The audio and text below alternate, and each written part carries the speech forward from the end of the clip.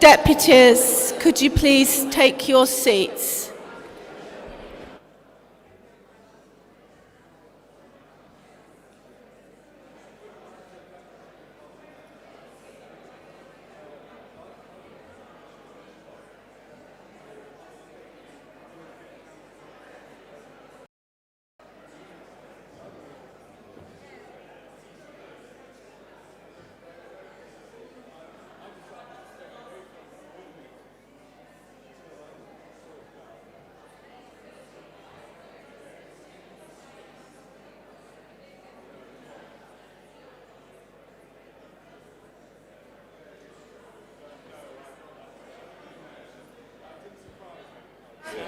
Deputies, can I please ask you again to take your seats? We're waiting to start.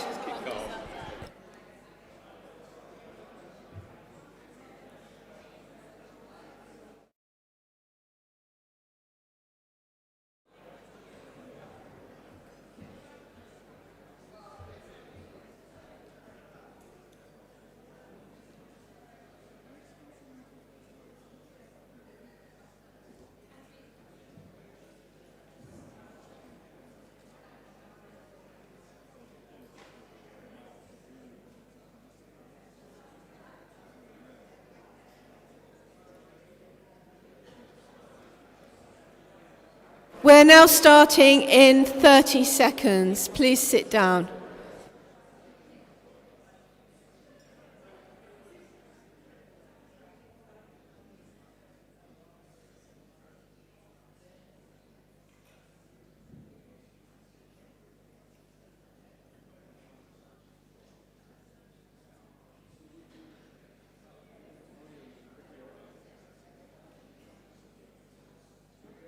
Thank you, deputies. We're now going to start.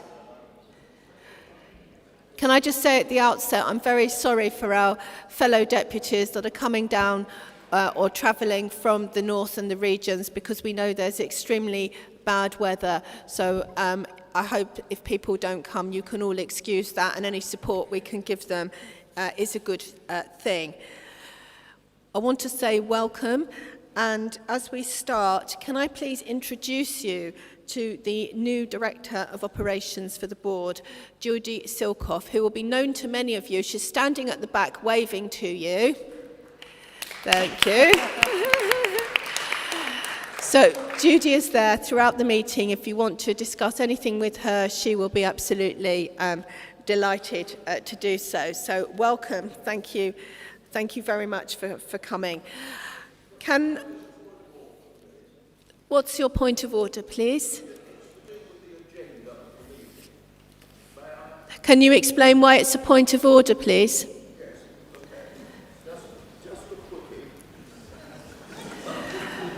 David Farby. Sorry, where's Richard Del Monte? I'm sorry, it's boring to raise points of order, but I casually looked through the agenda and something seemed to be missing, namely the Executive Committee report. Now, I don't know if this is an accident or whether there wasn't an Executive Committee meeting. If so, that's understandable.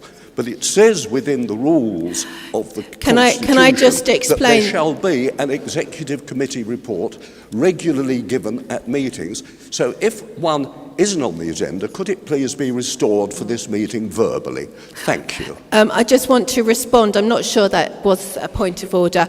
Unfortunately, Rule 15C. Please don't interrupt. Thank you so much. Unfortunately, there wasn't an executive meeting because it was in quora, and I think it's the first time that that had happened, but people had been travelling. I also had been travelling for nearly 3 weeks. So whenever we have an executive meeting, the notes are always given. So apologies that we were unable to meet due to not being quora, but whenever there is a meeting, we do indeed attach the notes. So there isn't anything to attach, and I would have got onto that very shortly as I've come down the agenda. So apologies for that. We're going to now carry on, thank you. Welcome again to everybody. Could we please just deal with the minutes of the board meeting of the 19th of January? I haven't had any feedback on anything to say that they're not agreed. Well, thank you very much. I'll take that as being approved. I'd now like to give a very, very special welcome to Henry Grunwald, OBE, past President of the Board of Deputies. We're delighted to have him back here, and Henry is going to address us on Yom HaShoah 2020, which I'm very, very proud also to be part of this huge commemoration. Would you like to go to the podium? So can we give a big hand to Henry? It's lovely to have him back. So, Madam President, it's a pleasure to be back here. It's lovely to see a lot of old faces. Some may say too many, but I wouldn't dream of saying that. And it's also very good to see so many people here today in this weather. Madam President, thank you for inviting me to come and say a few words. Yom HaShoah is a really important day for the Jewish community, but it should be an even more important day for the Jewish community than it is. You know, with the increase in awareness of Holocaust Memorial Day and everything that surrounded the day this year was absolutely fantastic. And whatever other criticisms people may make of the BBC, they did a phenomenal job before, during, and after Holocaust Memorial Day. But Holocaust Memorial Day is the universalistic day. Yom HaShoah is the introverted day, if I may call it that, the special day for the Jewish community. And Yom HaShoah UK has been associated with the board, a part of the board for many, many, many, many years, and I'm really pleased to see its president, Sir Ben Helfgott, here today. Our mission is to organize a national commemoration event to encourage all UK synagogues and communities to hold an annual Yom HaShoah commemoration event themselves, support the coordination of local and regional Yom HaShoah activities and events, and work with and encourage Jewish schools and youth organizations to educate and mark Yom HaShoah, emphasizing the magnitude of the Holocaust and its lessons. In recent years, going back a long time, in recent years, we've gone back to holding the event in the Dell in Hyde Park, that very little-known place in the middle of Hyde Park with a rock that not many people know anything about, and indeed a lot of the Jewish community know nothing about it. But 5 years ago, to mark the 70th anniversary of Yom HaShoah, the decision was taken to hold a much larger national event. And we went to Copthall Stadium, and we had 5,000 people there, and it was the largest ever single gathering in the United Kingdom to mark Yom HaShoah. This year, as you all know, is the 75th anniversary of the liberation of Auschwitz, and we've decided to go back to Copthall, and we want to make this event even bigger and better than the event 5 years ago. There's another reason for that. The event that we're holding is on the evening, not a Sunday morning, the evening of the 20th of April. That's Monday the 20th of April. Now, I know that thankfully there are deputies here from many communities outside London, and as I've said, we encourage you to hold your own events, and we hope that you will do. But the national event this year is on the evening of Monday the 20th of April. Why is it on the Monday and not on the Sunday when it normally is? Because on that Sunday, there are various commemoration events at Belsen itself, because the 15th of April, 1945, was the day when Belsen was liberated by members of the British Army. And I'm sure that all of you, if you watch the National Holocaust Memorial Day event, either live or the television recording in the evening, will have remembered the fantastic words spoken by Ian Foster, the liberator, the British Army liberator, who was there, and the passion with which he spoke. So there are various events happening at Belsen on the Sunday. We're holding this on the Monday evening. And my purpose here today is to ask you to encourage as many of your communities to come as is possible. I say again, communities from outside London, please make sure that you mark Yom HaShoah in a very, very special and distinctive way on this particular year. But we're also launching what we're at the moment calling 75 for 75. As I said at the beginning, I don't think that the awareness of Yom HaShoah within the Jewish community is as strong and great as it should be. We aim to provide Jewish schools and synagogues in this country with legacy boards, so that every time the children go into their school, obviously more so on special days in the year, when people go into a synagogue, they will be reminded of Yom HaShoah and of the importance of our remembering what happened then and teaching the lessons for the future. As one of, I'm sure more of them, but as many of the Holocaust survivors themselves say, they feel a duty to speak out in places of all of those voices that were silenced. And so we will be encouraging you either to take from us, because we hope to provide them free of cost, or if there's anyone in your community or community itself who can pay for it, to buy one of these legacy boards. The final design has not yet been agreed. It'll be widely publicized when it is, but it'll be there as a permanent reminder to schools, to synagogues, to Jewish organizations that it really is incumbent on each of us from generation to generation to remember the events of the Shoah. Please also remember the yellow candles. Last year, the community distributed 30,000 yellow candles through Maccabi GB. This year, we're hoping to reach 100,000. And that's not out of the question, because it's not only individual Jewish families, synagogues, organizations that have been taking these candles. We've had requests for them already by a number of church groups who themselves want to mark the liberation of Belsen and join with us in remembering what we need to remember on Yom HaShoah. So I'm sure that the candles will be made available, details will be available through the board as to how and when they can be requested. We will be in touch about the legacy boards, but more than anything else, I'd like each of you to go away and make sure that your own community marks Yom HaShoah in an appropriate way. If you're outside London and within the M25 certainly, please make sure that as many people as you can get come along to Copthall Stadium for the evening, the early evening of Monday, the 20th of April. Madam President, thank you for asking me here today. And I'm happy to answer any questions if there are any. Does anybody have any questions? Would you like to go to the podium? I can hear David Farby saying. Okay. I will do. The event itself will start prompt at 7:15. The doors will be open from 6 o'clock. There will also be, I don't know if any of you have been to Copthall, but there's a very large, what we call marketplace there. There will be a lot of stalls there with information about what their own organizations do to mark Yom HaShoah, to mark HMD. Robert Sachs, Belsize Square Synagogue. Firstly, I'd like to say how welcome your words were. I have felt for a long time that Jews don't know enough, we Jews don't know enough of our history. I think everything that has been done by this board, by you, has been wonderful.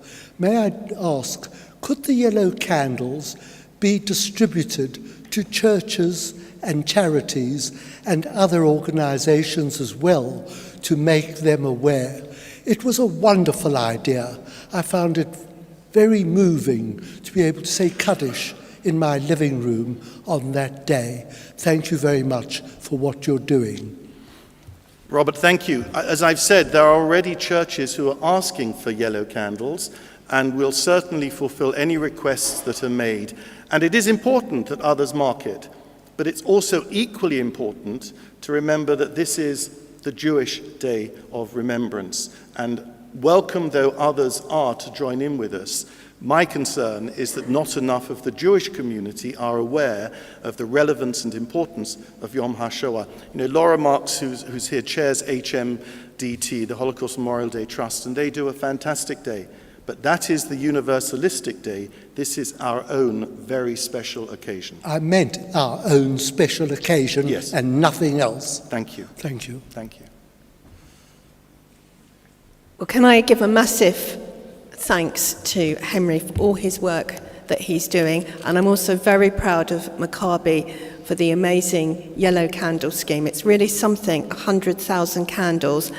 They would, if possible, like a donation of £1 per candle, because obviously it's very expensive, but their aim to distribute them widely is absolutely magnificent.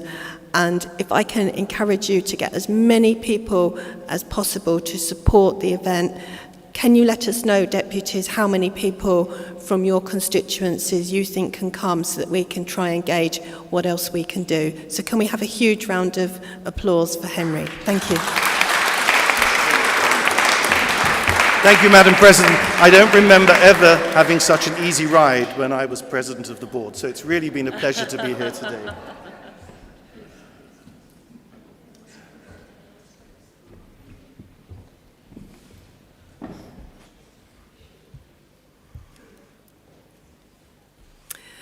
Thank you, deputies.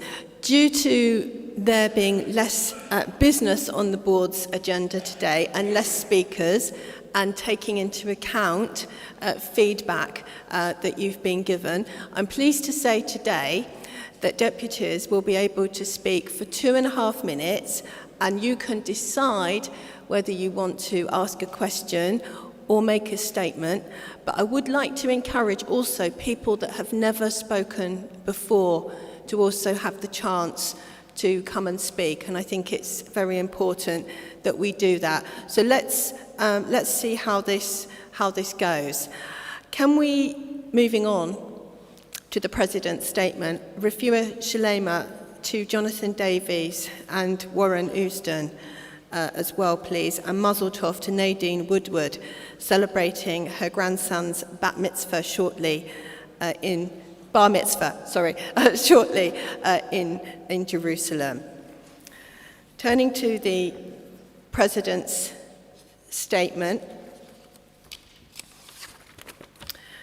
I'd like to also add, after the statement came out to you, that we issued a statement condemning the United Nations, which provided a latest blacklist for 112 companies and in Israel. And we know that there are more than 100 territorial disputes in the world, and it's a continuing concern that the UN only appears to take action against Israel. So you will see the statement on the board's website, and that has also been issued.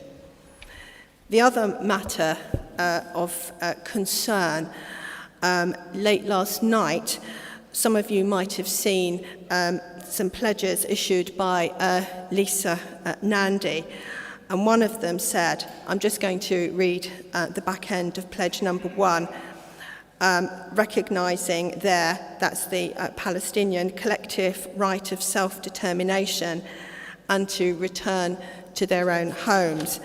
And what I wanted to say, that I feel there needs from her to be given urgent clarification how she reconciles this with her commitment to Zionism and a two-state solution that she said at the recent JLM hustings. So this is something that's only happened last night, but I wanted to put that before you.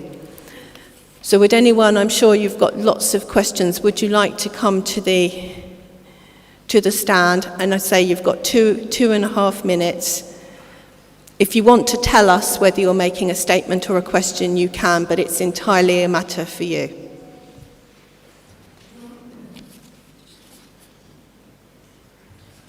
And congratulations to Andrew as well. Give him a round of applause. He's just been elected as the Vice Chair for the Communities and Education Division, following the resignation of Richard Benson.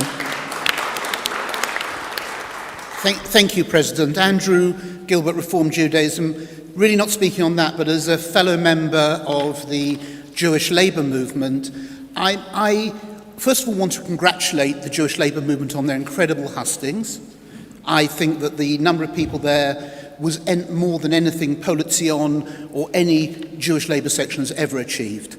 The fact that today, at this moment, if you look at Twitter, you will see Rebecca Long-Bailey being pulled apart for saying she would be a Zionist. You actually see lots of people attacking and saying they leave Corbynistas and Trot, saying they're leaving the Labour Party if any of this lot get in. Something's on the move.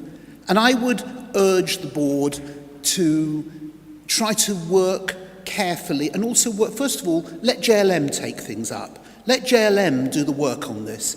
We don't need to set the highest of bars. We need JLM to set a bar, reach out and decide how we can work, adapt and make a next version, a next iteration of the Labour Party something that our community wants to see and is acceptable to be a government in the future. We will do that by making friends, making contact. People like Lisa Nandy and many other people don't always understand our issues in its fullness, and people are pushing every single politician around on these issues. We need to educate, we need to go on journeys with people, we need to mentor them, and what we did in the past was we turned round what could have become an anti-Zionist Labour Party in the 1970s, and we ended up with one of the most friendly Labour parties under Blair and Brown we could ever have seen. Let's make sure that rather than throwing bricks at the candidates, we try and make friends, we try and influence them, and we try and give them direction and content. And if we do that, we again could have a Labour Party, and I hope we will have a Labour Party that we can work with. But let JLM do its job, and let others do their job of reaching out. Thank you. I just obviously want to clarify that Lisa Nandy is the chair of Labour Friends of Palestine and the Middle East, and obviously JLM have given the ballot of support for her to be the next leader of the Labour Party from the vote of their members at the JLM hustings. So just want to nominated, yes. Thank you. Sorry, Amos Schonfield, I'm the deputy for Yachad, and also when you come up here, you'll see you've got the time here, and it's really helpful. I want to put a question to you about the so-called deal of the century, which, far from being the deal of the century, is actually more like President Trump scraping the bottom of the barrel, where he couldn't find any real negotiators, so he put his son-in-law in charge, where he couldn't be bothered to find any Palestinians, let alone the Palestinian leadership to work with, so he chose to humiliate them rather than work with them. Part of the mission of the Board of Deputies is to advance Israel's security, welfare, and standing. This proposed deal, if it is enacted, will damage all three of those areas.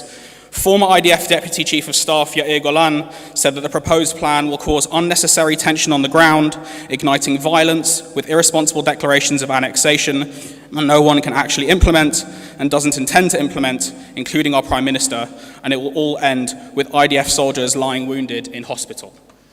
As supporters of Israel, we deputies need to hear from the top table that we're not only paying lip service to the two-state solution, but defending it when it is under attack, as it is right now.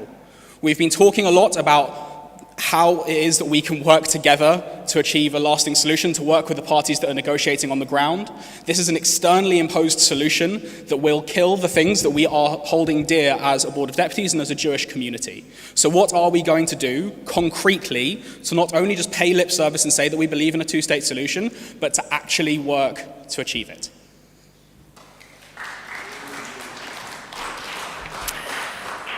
Thank you.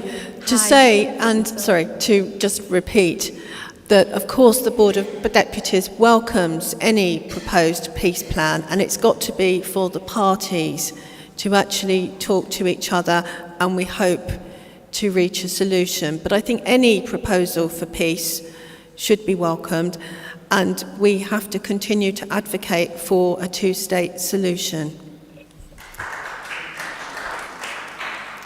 Hi, it's my first time speaking, so I hope I'm okay. It's Karen Solomon, Cheetham Hebrew Congregation, Manchester. Congratulations, thank you and welcome.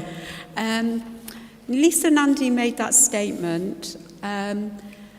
If she really wants to prove to the Jewish community that she's honourable in being a Zionist, why doesn't she step down as being chair of the Labour Friends of Palestine and the Middle East to show she's honourable in her acts towards the Jewish community? Because people don't see it as being that she's being honest, because it's divisive. It just doesn't work. She has to prove that she's not on either or, so she can show that she's being honest towards the Jewish community in her intentions.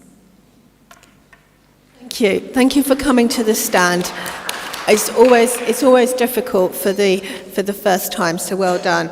As I've said, I do believe that there's an urgent need for clarification and reconciliation with what she has asked for in her first commitment in relation to her statement that she is a Zionist and that she favours the two-state solution. So thank you.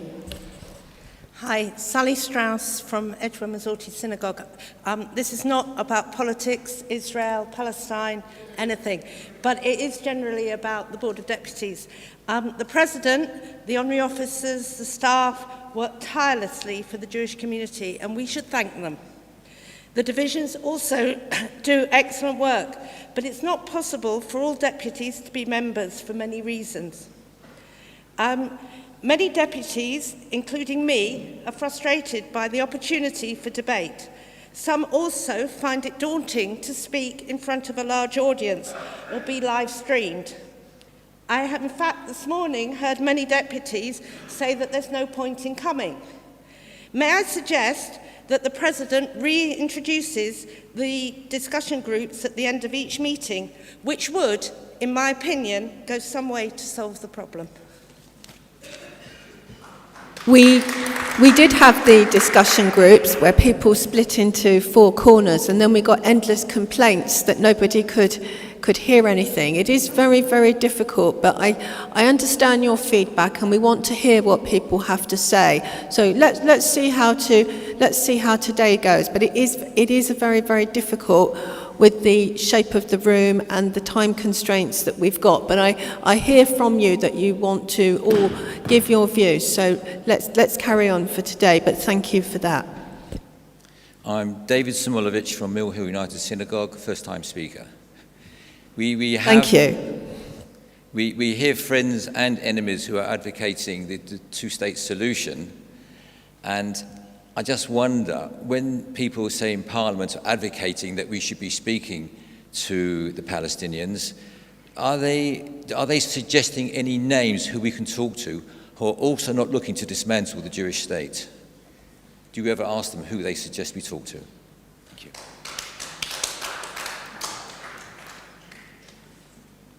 Thank you. Gary Mond, JNF UK and Vice Chairman of the Defence Division.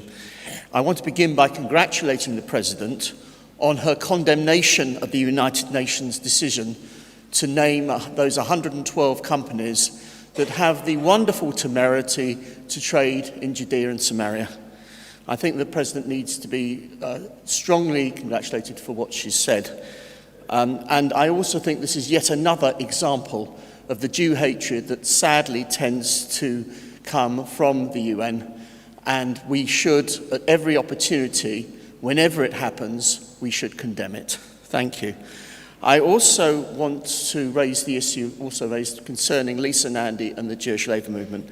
It does seem a little unclear exactly whether or not Lisa Nandy supports the so-called Palestinian right of return to the Arabs who left the area in 1948. If she does indeed support that, then there is no way she can be said to be a Zionist. And I think the Board of Deputies needs to ask Lisa Nandy for total clarity on her position in this regard, because it makes her seem a total hypocrite and a mockery of her statement to be a Zionist if she does indeed hold that view. Thank you. Thank you. I think part of the issue might have been that some of the questions could have been more detailed that were put to her to have flushed that out. But as I've said, I fully agree that urgent clarification and reconciliation of what she's said is needed. Thank you. Right, Madam President, Russell Cohn, Deputy for Holy Law South Broughton and President of the Jewish Representative Council of Greater Manchester. Just by point of information, if I may, leading on from what Henry Grunford said, just to remind deputies from the provinces that Manchester will be holding its annual Yom HaShoah event on the 21st of April. Further details to follow. We don't exactly have the venue yet, I don't know why, but the date we've got, and if previous years are to be repeated, it is a very, very well attended event, and we get local dignitaries from all over Greater Manchester. Thank you. Thank you. Hello, Anthony Adler from St Albans Mizrahi Synagogue. Many of you will be familiar with the case of Shamima Begum. For anyone who's struggling to place the name, she was born in the UK in 2005. She left her home and travelled to Syria to join Daesh. In 2019, she was controversially stripped of British citizenship by then Home Secretary Sajid Javid. Earlier this month, she lost the first stage of an appeal at the Special Immigration Appeals Commission. Now, the reason that I'm raising this is going to come along shortly. The judgment concluded that Shamima Begum had not been made stateless because she was entitled to, and in effect held, Bangladeshi citizenship. The court found that Shamima Begum was a citizen of Bangladesh by descent, by virtue of Bangladeshi nationality legislation. She held that citizenship as of right. That citizenship was not in the gift of the Bangladeshi government and could not be denied by the Bangladeshi government in any circumstances. The government of Bangladesh do not at present share this view. Now, the reason I mention this is that all British Jews may be considered to be entitled by Israeli law to Israeli citizenship. We might well be considered citizens of Israel by descent, by virtue of the law of return, that we hold that citizenship as of right, and that this could not be denied by the Israeli government in any circumstances. Now, it seems to me this case sets a chilling precedent for British Jews and perhaps for many other communities. And I wondered, Madam President, whether you have a position on this or whether the executive team might consider it at the next appropriate opportunity. It's obviously something that's going through the courts, but my view, regardless on what's happened, is that nobody should be declared stateless who is a UK citizen, even if they are unfortunately a criminal or whatever their circumstances. Nobody should be stateless. Janet Tresman, Deputy for Finchley Progressive Synagogue, member of Jewish Labour Movement. I was there at the hustings. I did not vote in the ballot for Lisa Nandy, but she is a firecracker. She really is. She came well ahead of the other two women candidates. My vote is with Keir Starmer. They were all asked the same question. Those of you who saw it, was downloaded and saw it online, streamed online, will have known they were all asked, are you Zionists? Of course, one really struggled with the reply, and that was from Rebecca Long-Bailey. What I want you to know is something else that happened in that room.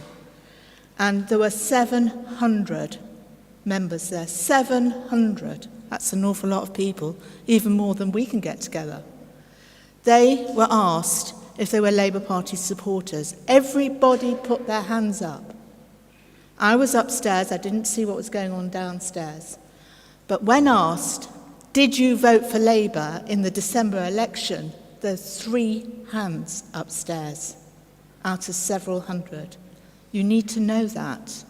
It's not as easy as you think to answer the question, are you a Zionist? There are a lot of people in that room, a lot of people who said they believe in a two-state solution. There's nothing wrong with that, is there? All the candidates said that. But the one that did really struggle in even mentioning anything to do with Israel was, of course, Rebecca Long-Bailey. And you know what her politics are. So if comments are going to be made as to what actually happened, that's what happened. Thank you. Thank you very much for that.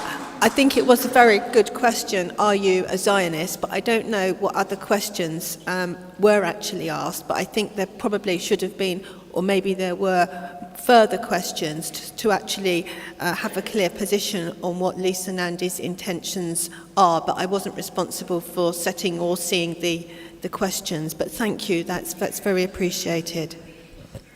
Roger Kaczynski, Radlett Reform. We've spent a lot of time talking about the Labour Party, but frankly, anti-Semitism or potential anti-Semitism is not limited to one party in this country. I am very perturbed about the promotion in the recent cabinet reshuffle of George Eustace, who is now Secretary of State for the Environment. His views on Shahita should be well known to the board, and I wonder whether any action has been taken to express our views to the government. Apologies. That's a very good question. We are certainly very concerned about his views on Shahita, but the Prime Minister has been very, very supportive. We continue to advocate for Shahita, and we're not aware that there's going to be any change, and we will be following that up, because I agree there is a huge concern about his views, but we're not aware of any change from the government despite his views. Thank you. Good question. Thank you for that.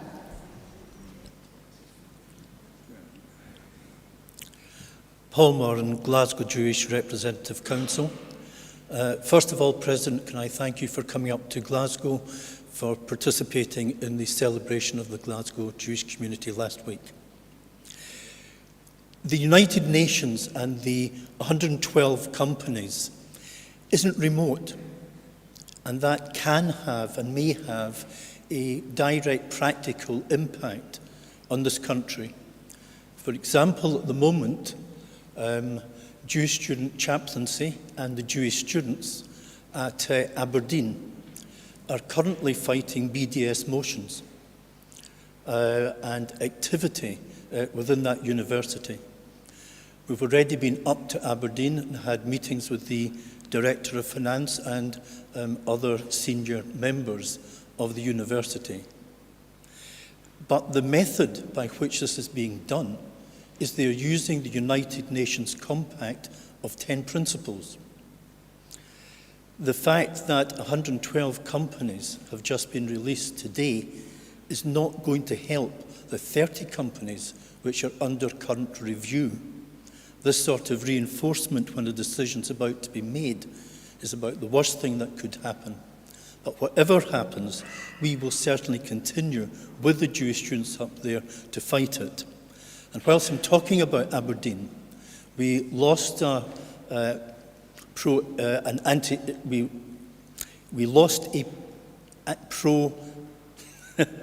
time lucky. We lost an anti-Israel motion last year. But again, with Jewish student chaplaincy and the Jewish students up there, we've actually managed to reverse that through the Council of the Students' Association. So no matter how long it takes, we don't give up.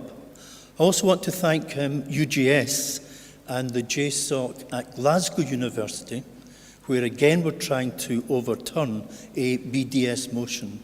Again, these things are something which I think are worthy of fighting. It is not acceptable that Jewish students have to face that. And I hope that this sort of partnership will continue to go. Thank you. Can I say that I was delighted and extremely proud to be at the reception at Glasgow, and I was also joined by my communal colleagues from the Jewish Leadership Council, and it was a really magnificent evening. I do have a huge amount of sympathy up in Aberdeen and Scotland, because they face a very difficult situation with BDS, and there's something called the Kairos Palestine document, which I'm sure many of you will know, and BDS is very deep-rooted in the church. Whilst I was in Scotland, I did ask Nicola Sturgeon if she would agree to a meeting, and I'm very pleased to tell you that she did. So we will follow up all of these issues. So thank you, Paul, and a big thank you to Paul Edlin from the Glasgow Representative Council and Ephraim Borowski, who are sitting here, for all of their magnificent work, and it really was a wonderful reception. Thank you. Robert Stone, Finchley Reformed Synagogue. Let me begin by thanking you, Madam President, for agreeing that we can make statements on behalf of myself and the F&O division. I think that's a great decision, and we've actually had a very good discussion now. We've heard from a range of opinions, very well put, from JNF, from Yachad, from the Jewish Labour Movement and so on, all around the issue of anti-Semitism in Israel. We emphasize the confusion that anti-Semites make between anti-Zionism, and anti-Semitism. I think it behoves us to be as clear in the distinction we make. You have rightly said that it is not, you rightly said it's for the parties in the Middle East to discuss the peace. It's not for this board to criticize the Israeli government's actions. It's not for this board to participate in criticism of what's going on in Israel. But on the other hand, when Lisa Nandy says what she says about Israel, we take a partisan view. When the United Nations does, we take a partisan view. So we've had a debate here. I don't think what's happened here now has been divisive. I want to talk about process. This has not been divisive. If this has been divisive, then we should not read the Talmud, because Hillel and Shammai frequently disagree. The Talmud is a divisive document. Divisive means discussion, means debate. And the new member from Manchester rightly said there are many, many people in this room who probably have an opinion, but we won't know because people like me monopolize this microphone. I would have thought a good way of finding out what deputies think is to ask them. It's called a survey. It's not divisive any more than this live stream debate is divisive. Thank you. Hard to follow that. Deborah Cohen from Belsize Square Synagogue. I wanted to pick up Anthony Adler, who's standing behind the pillar, from St Albans' comment about Shamima Begum, because he didn't really get an answer to the question. I thought that the very purpose of the Board of Deputies was to identify and protect the position of Jews in this country. And he has been tracking something which I guess a lot of people here don't really know about, which actually is one of those things that you don't know where it could go, but it could be a real threat to any person in this country who is British but has citizen rights elsewhere by being part of a diaspora, whether that be the large Asian communities, Jews, or whoever. And I would like to request that actually the answer is given that this will be taken away into the appropriate committee, where I'm sure we have lawyers and where we can track what is going on in the courts, and that a report is brought back at the appropriate time at what this means and what possible precedents there could be from the judgment. If it's going to be challenged, I would hope that we might join that even as an interested party. And could this request please be put on the record? Thank you. All requests are on the record, but I have to say that I do not feel it's the role of the Board of Deputies of British Jews to take up a case for what is clearly a terrorist. I'm sorry, it's not the case. It's not our role. But thank you for your I'm not asking to request. take up the case. You've completely missed my point. I'm asking about the judicial principle that if somebody has rights to citizenship in another country, we all have rights if we choose to go on aliyah to citizenship in Israel, that we could then be stripped of our British citizenship because we do something, commit a crime or whatever. That's what I'm asking for. Nothing whatsoever to do with Shamina Begum, the case. So can I repeat my request that this goes back into the appropriate committee and that the judgment is tracked and the ramifications for the Jewish community. Thank you, you're out of time. Back. Thank you. I'm really sorry, it's not the role of the Board of Deputies of British Jews. That's not our job.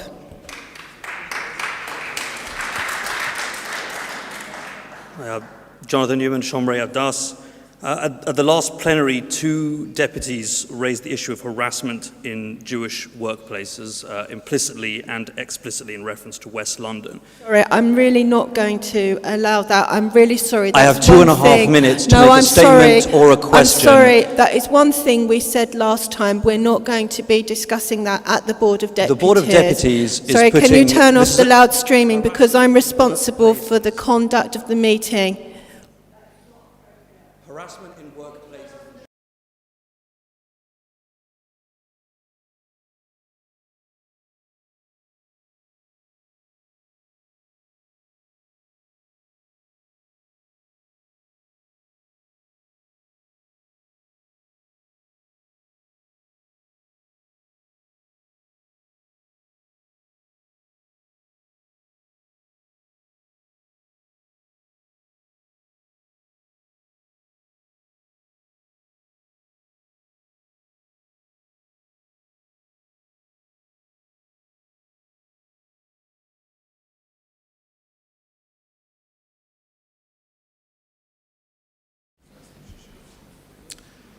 Adrian Cohen, Highgate United Synagogue.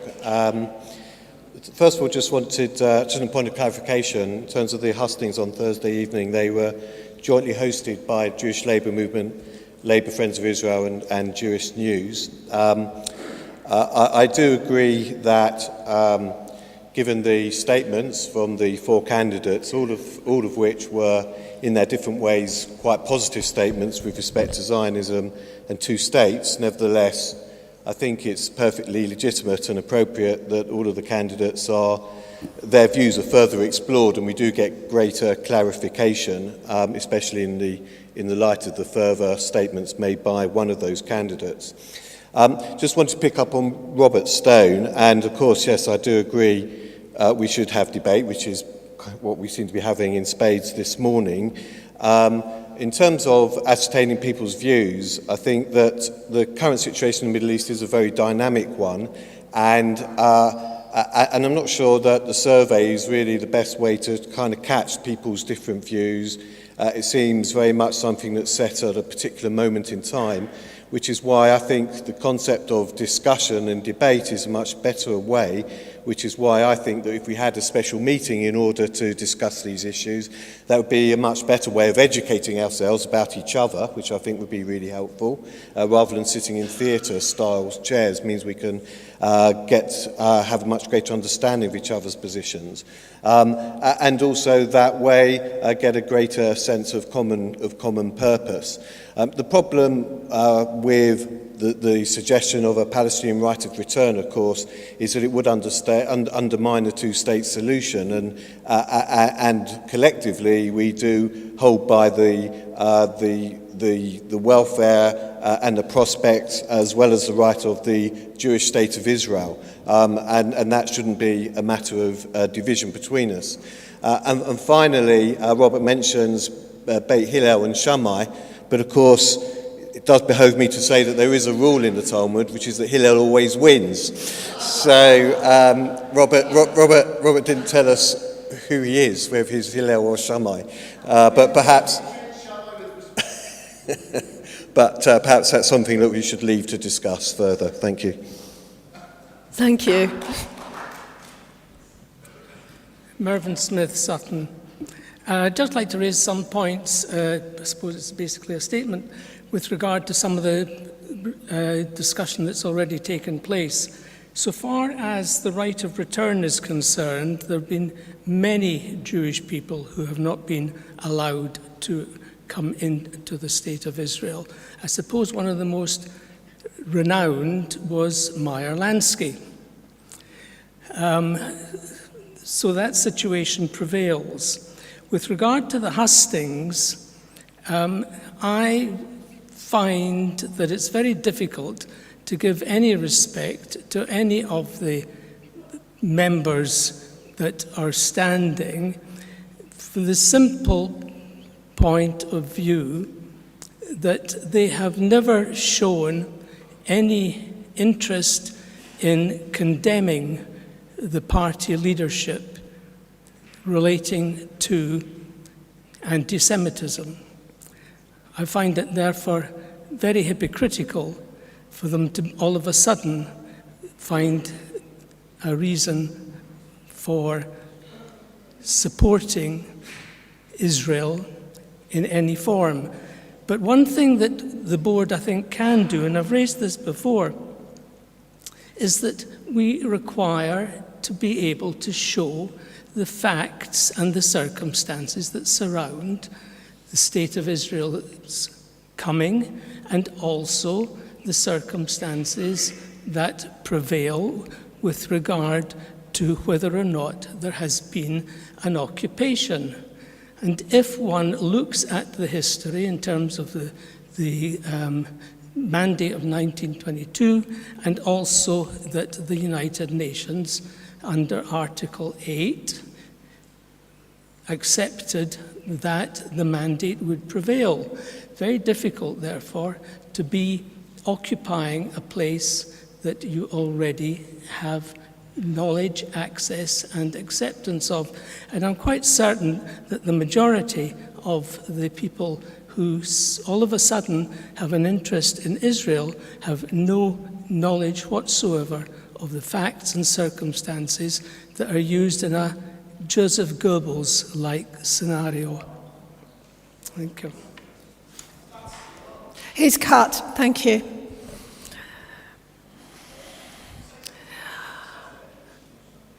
I think you should hear that. Excuse me?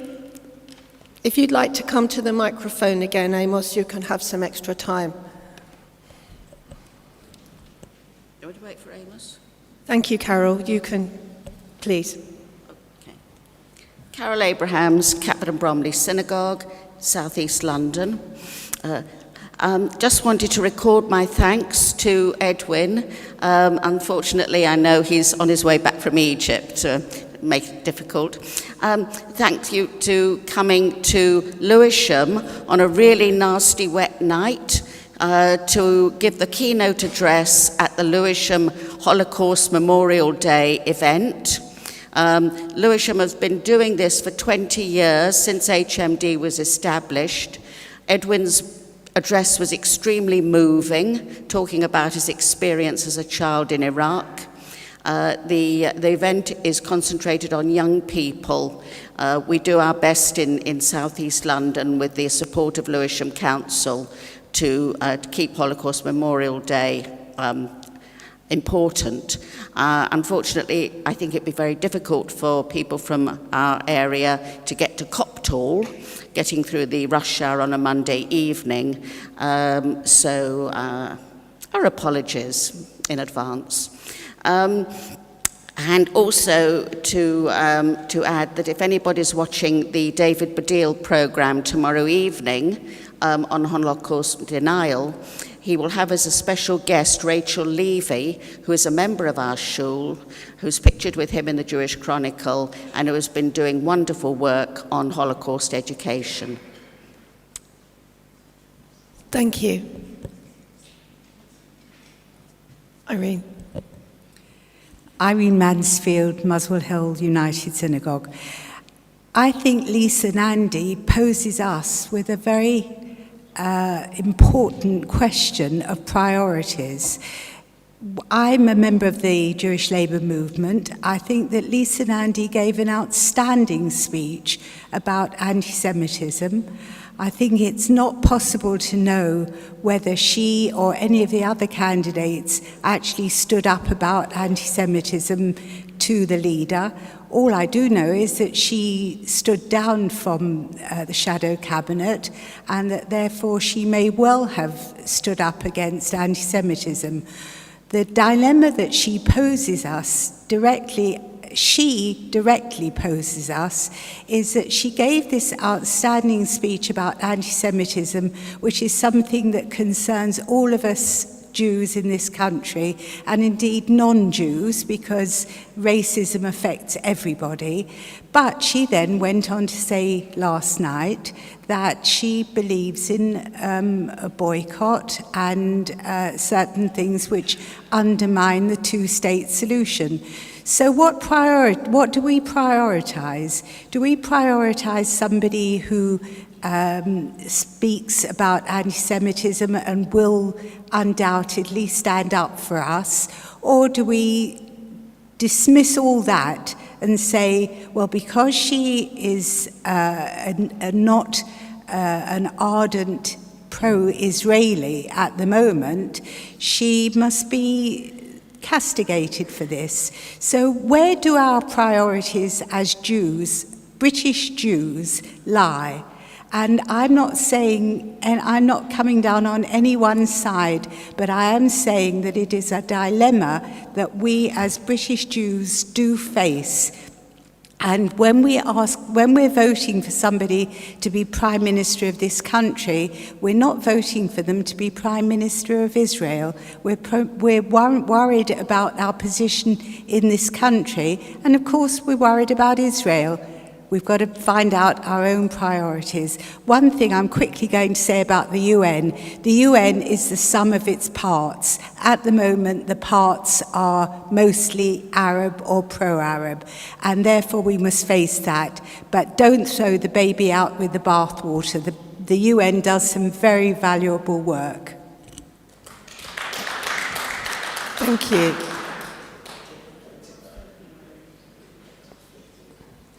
Can priority also be given to those that have not spoken?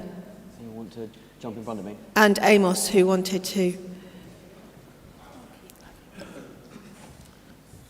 Gideon Smith, Deputy for Hampstead Garden Suburb Synagogue. I would hope, this is a question, Madam President, would you agree that an uncontroversial purpose of the Board of Deputies is to secure, maintain the rights of British Jews to continued citizenship in the United Kingdom? And if so, if there is a case proceeding through the British courts that may potentially set a precedent that threatens those rights, it would be prudent for the board to investigate, take a view, consider the legal ramifications of that case, and potentially lobby on the principle of it without necessarily supporting any individual who might be related to that case. Thank you for the question, which I believe I've given an answer to before. I personally do not believe that that is the role of the Board of Deputies, and particularly in relation to the case that was quoted as a basis for doing so. Yeah, hi, Anthony Bolkover, UJS, first time speaker. Welcome. Thank you. I asked this question in the board president's statement a few days ago, but before the election, the Hindu Council of Britain released a statement in support of the Chief Rabbi's intervention, showing much appreciated solidarity with the Jewish community. In their statement, they also raised their own concerns of racism, referring specifically to the increasingly hostile anti-Hindu rhetoric in the Labour Party, mainly stemming from Jeremy Corbyn's anti-India statements in regards to the recent developments in Kashmir, exacerbating already deep-seated tensions between different ethnic communities in Britain. Unfortunately, I saw no sign of any Jewish communal institution, the board or the office of the Chief Rabbi, thanking the Hindu Council of Britain for their statement, or, as is right, reciprocating their gesture of solidarity.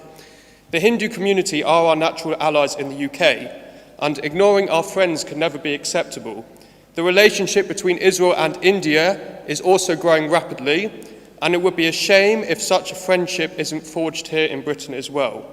So I'm asking if you can unequivocally thank the Hindu community for their gesture of solidarity and apologise for not doing so earlier or before the election, specifically condemning anti-Hindu or anti-India sentiment in the Labour Party, accepting the shared threat that radical Islamist extremism poses to both communities alike, and offering to host interfaith events with the Hindu Council UK and the wider Hindu community with suggested titles such as How We Can Unite Together to Tackle Anti-Hindu and Anti-Semitic Sentiment in the Labour Party, or how we as two communities can come together to help strengthen the India-Israel relationship.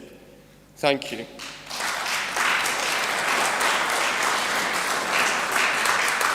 I'd like to say that we have an excellent relationship with the Hindu community. I think people will remember from the time that I was the Vice President that we've had many occasions. We've just had a magnificent visit with Edwin and Lauren to the Hindu temple in Neasden. Unlike the Jewish community, the Hindu community, and indeed other faith communities, don't have a version of the Board of Deputies. We are unique in the way that we represent ourselves, but the relationship is extremely warm, and I think that you should speak to Edwin in the communities and interfaith division about what more can be done. But absolutely, the Hindu community are very important, and we've always had a very good relationship with them, so thank you. Now, Amos, I didn't hear completely the comment that was made, and I saw that you were very concerned by it, so yeah. Do you want to tell us? Thank you for offering me the right to respond. I'll try to be quick. Amos Schonfield, Deputy for Yachad, responding to Mervyn Smith, who's Deputy for Sutton. It is unbecoming, disgusting, and incendiary to compare people who advance and support international law with Goebbels. That is what we heard. International law, the international law regime, was set up by Holocaust survivors in part in order to ensure that what we experienced wouldn't happen again. That is what we saw. Mervyn, we can talk separately if we have a different understanding of this. But referencing and referring to Goebbels when discussing international law, especially international law which enshrines Israel's right to exist, which enshrines minority rights that we use and need every day. We need to talk about international law honestly. We need to talk about the fact that even in the Israeli Supreme Court, they talk about Israel being a military occupier of the West Bank. These are things that are facts that we have to acknowledge. And when we decide to make incendiary and unbecoming comments of deputies, we are really at the depths of what we should be doing. I really hope that we can see better. Thank you. Thank you for that. We can't keep having responses on it, and I think there's a lot in what Amos... No, I can see Mervyn coming back. Could you come to the stand if you haven't spoken, because we need to move on. If you've spoken before, could I please have someone who's not spoken today? Apologies for this, but I'm getting very pushed for time, and we need to move on to the other reports. Thank you. Richard Cooper, Portsmouth and South Sea Hebrew Congregation. I'm really coming up because I want to unpack my written question, which has been extremely well answered by the President. Thank you. But I'd just like to unpack it a bit. Peace to prosperity, let's call the Trump pound by its proper name, is an initial bargaining position, not a final destination. But I'd like to unpack that and try and second guess Trump and Kushner's and possibly Netanyahu's idea. I think what they're saying is this.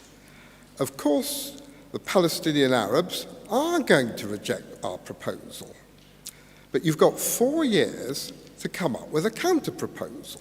But if you won't even engage with us, and as we Yankees say, dicker, we will impose this map on you, just like we did with the withdrawal for Gaza. What Trump's trying to do, he's trying to break the logjam. Everyone says the status quo can't continue, there's got to be movement. But as Netanyahu said a couple of years ago, of course I want to reach a just settlement with the Palestinian Arabs. I want, he said, a two-state solution, but the first step in the two-state solution has to be the complete and utter cessation of violent attacks by Palestinian Arabs on Israeli Jews, and indeed on Israeli Arabs for that matter, for a substantial period of time. Then we can talk.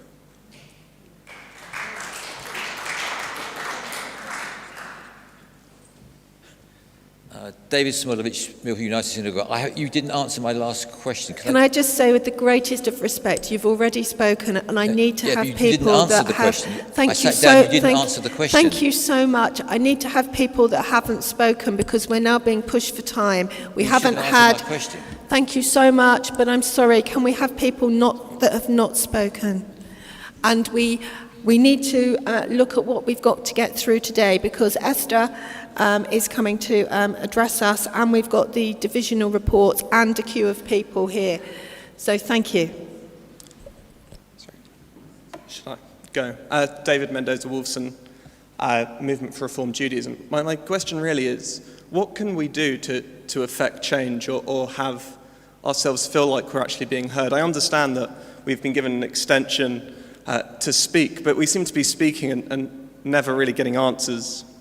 And I ask this sort of in the broader sense. The International Division voted to have a survey on members' views on Israel. That was kibosh, that's not happening. Some people might think it was a good idea, some are bad, but it's not happening.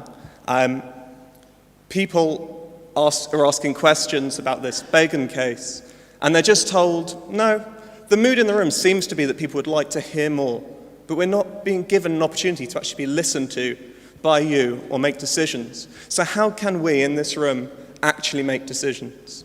Thank you. I think the survey question is probably going to come up in the International Division report.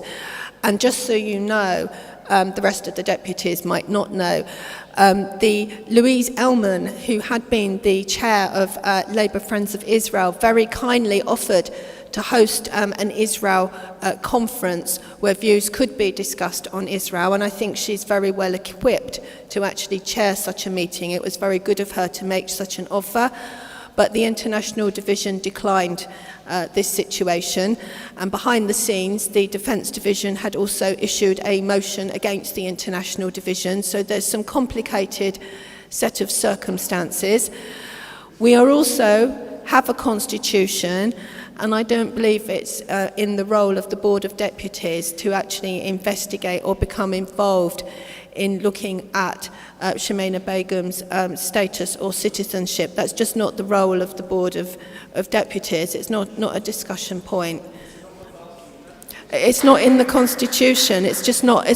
And we've now got a basis where people are giving feedback with our constitutional changes, and if people think that we should become involved in other things, then that's the forum that people should give their ideas, because we've worked very hard to try and see how we can change and what we should be doing. And the constitutional review, very ably put together by Ben Crown, should be the place that people give their feedback in a considered and measured way. And we've got to use our resources for what we're constitutionally set up to do, which is to represent British Jews. I'm going to have to ask those, thank you. I'm going to ask those that haven't spoken, but I'm going to probably have to limit, because we haven't had Esther and we haven't got through the division reports, but please. Flora Frank, British Emunah. And also on the Community Issues Division. I joined this board because I care passionately about the country, our community, and equally passionately about Israel. And somebody very intelligently asked a question, what's more important, to vote for a Prime Minister who's good for the country?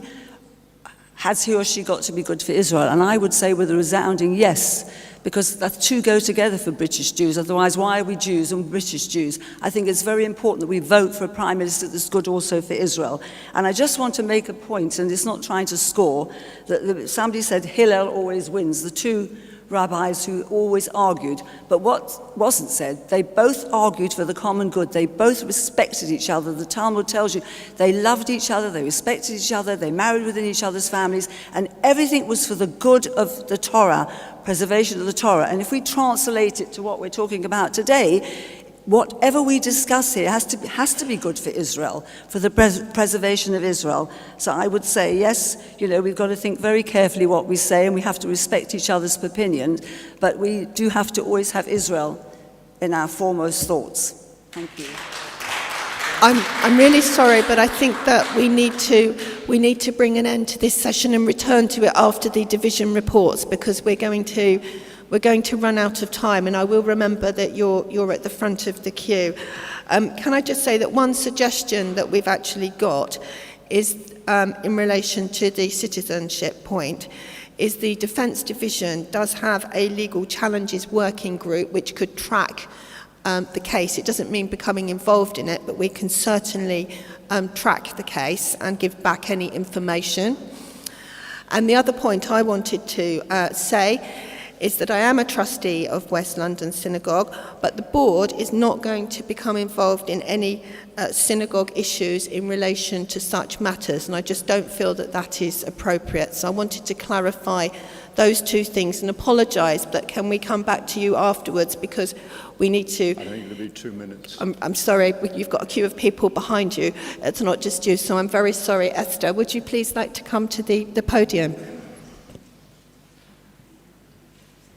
Sorry for the rest of you as well. We'll try to come back to you after the division reports.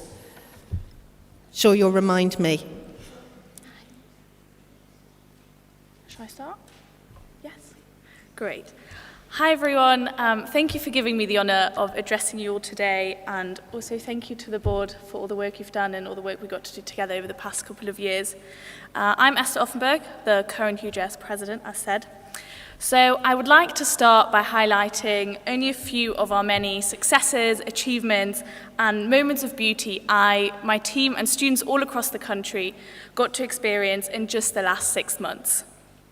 In Freshers Week in September, we visited 57 campuses out of our 67 campuses, gave out 1,500 goodie bags, which we named Schlepp bags, and have had and saw 5 new JSOCs created or revived, which are Lincoln, Huddersfield, Portsmouth, Plymouth, and Newcastle.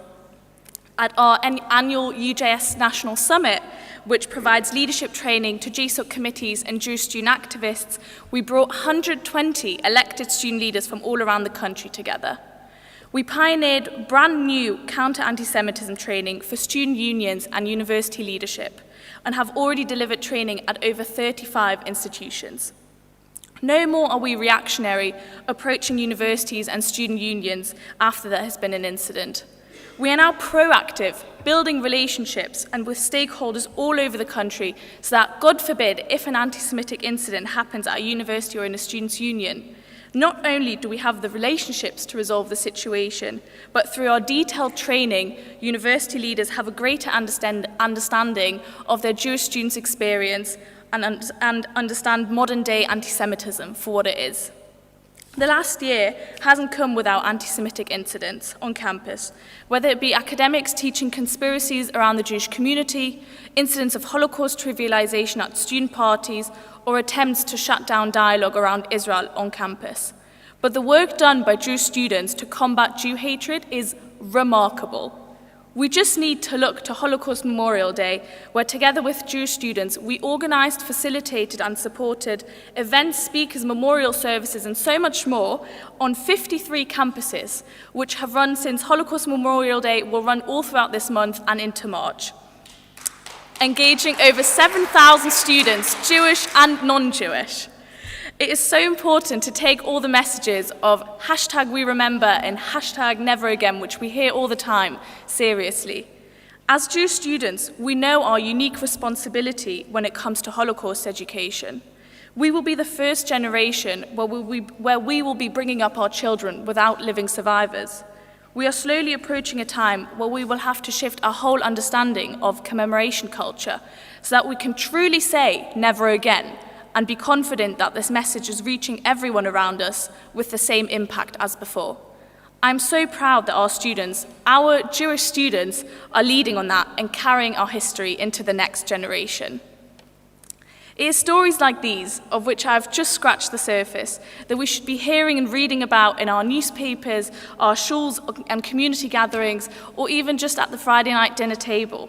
Jewish students are doing an incredible job on campus, bringing Judaism to life, what it means to be Jewish, and in every other possible angle which we could be indulging in. Mental health, LGBT+, social action, interfaith, Israel, you can find it all, and numerously so. In the same vein, and I'm allowed to say this because I'm president, UJS is doing an incredible job. Our team has been working tirelessly all year and will continue to do so to support and represent Jewish students all around the country, following on from the countless amazing teams and students before us. Many of you in this room will have contributed to UJS successes over the past decades.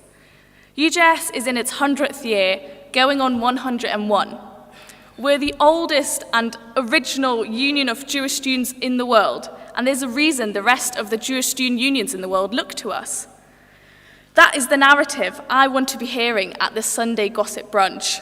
We need to bring some proportionality to how the Jewish community talk about campus, focusing on the many positives Jewish students are experiencing every day on and off campus, which outweigh the negatives by far. And it is up to all of us, that is me and you, as leaders of our community, to change those narratives. We are all here because we care, because we love our community and want to create change, make our communities the best they can be. Of course, it can be fun to tear others down, criticize what that other shul organization did. Oh, we would have done that differently. You know what would be more fun? Listening to students and young people. Don't just hear what we say, listen. UJS sends the largest number of delegates per organization to the Board of Deputies. We want to be here. We want to be in this room and the many other Jewish communal rooms of this country. I always hear the question, how can we attract more young people? Why are there no youngsters here? Let us be part. be part of the decision making, consider our thoughts and voices and really include them. Only then can our spaces truly flourish and be sustainable. And that goes for the many diverse voices in our community. We are not just one narrative, we are many woven into one. As UJS, we are beyond proud to represent so many young people at such an exciting and crucial time in their lives. A lot of students are not members of the many organisations in this room. They opt out, don't know, or choose otherwise. UJS is the only organisation that is the voice of Jewish students. We are leading, defending, enriching Jewish life on and off campus around the whole country every single day. Whether you're a student on a campus like Leeds or Birmingham with over 1,000 students, or Hull or Coventry with just about 10, somewhere where we fund the Hillel House or your weekly lunch and learns, or really a student on any of the other 67 campuses where we support over 10,500 Friday night dinners every year. I just want to say that number again, 10,500. It's incredible, and I love visiting every single one of them. We are there with financial support, non-stop campus visits, nurturing, promoting and celebrating students everywhere. Without UJS, student life would cease to exist in some places or be significantly harder in others. And who will catch our students then? I don't mean for this to sound glorifying, but it's important to remember that UJS and Jewish students are a core part of our community, just like the board and the many other Jewish organisations that empower us so much.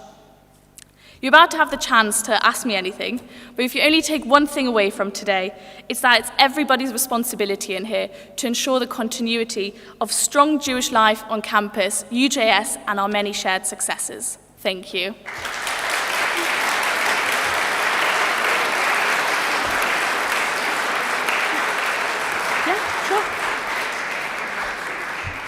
And Esther's very happy to take questions. Gary Mond, JNF UK, Vice Chairman of the Defence Division. Esther, that was a fantastic speech, and I really applaud all the work that you and your team are doing. It's tremendous. Thank you. My question relates to something you said near the end of your speech, which was that many members of UGS are not really involved in other organisations represented in this room. I'm wondering if anything can be done for students who are about to leave university to make them familiar with the various organisations, particularly some of the non-synagogal bodies like World Jewish Relief, UJIA, and of course the JNF, which I represent, so that there can be some continuity in their links with the Jewish world, having left university and will no longer be in the UJS, that they can actually get to know a lot more about the various other Jewish community organisations that they could get involved in. And of course the JLGB, which the President represents, for example. Thank you. Thank you. Yes, that's a really important question. So I think on the one hand, it comes down to just the narratives in our community of how we bring our children up, of where we see opportunities for them and how they see their future in our Jewish community. So on the one hand, yes, it's how can we engage more in our shuls, in our community kind of environments, and really creating those opportunities. And I think just the same applies to all of the other like non-synagogue bodies, as you were saying. It's about having those opportunities and really giving young people a chance to take part, and that doesn't just mean organising a young professional drinks situation, just so there's a potential dating opportunity, but really letting them be part, because especially coming out of university, everyone has so much drive. You're really, at university, you get to discover all your really interests in, like what social action you like, what drives you, what are your passions, and we have so much to offer in our Jewish community, so I think that should be more reflected so that we can really grab those opportunities. Thank you. Thank you. James Harris, Union of Jewish Students. I'd just like to thank Esther on behalf of Jewish students across the UK on the work you've done for the past 6 months and towards the end of this year. I just have two questions. First, how are UJS engaging with students' unions long term after delivering counter-anti-Semitism training, especially given the recent reforms of the National Union of Students? And number two, how can UJS and the board work together in combating anti-Semitism, not just at students' unions, but also in university spheres as well? Thank you. So for your first question, yes, so NUS, for anyone that doesn't know, the National Union of Students is the kind of umbrella union body for all student unions in the country, and had major reforms at their last conference in March. So what that actually means for us is that a lot of the power that NUS had before is now transferred down to student unions, which is much better for us engaging with them and for Jewish students, because we have a direct link, especially through the anti-Semitism, counter-anti-Semitism training that we're already running, and really getting to benefit and use those relationships much more, and being able to enact change, positive change for Jewish students on campus.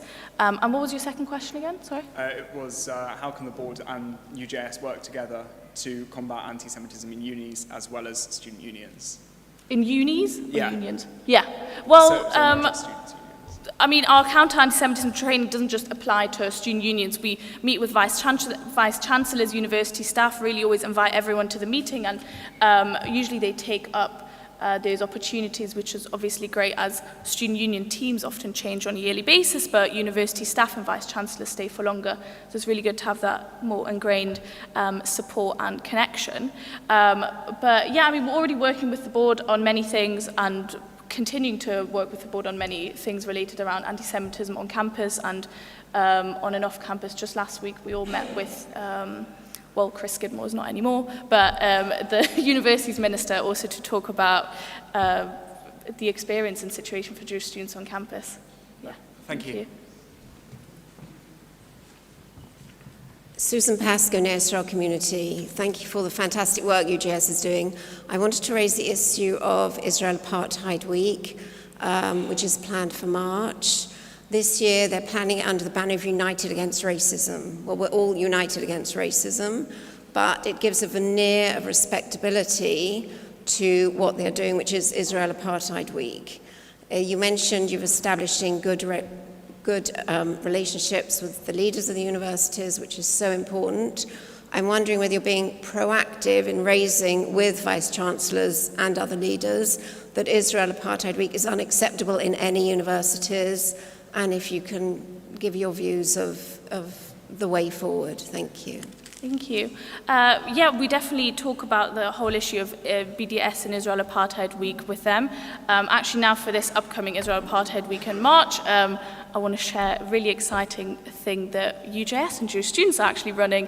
We're running a Spring into Israel month where Jewish students will have a chance to invite speakers, events, workshop sessions, everything around Israel, from political, cultural, social, educational, really anything you could think of, and bringing the beauty of Israel on campus to life, not just online, but really showing that we are strong, we are lively, we are there, and that will be running throughout the whole of March, also to support Jewish students, but also just show we are here.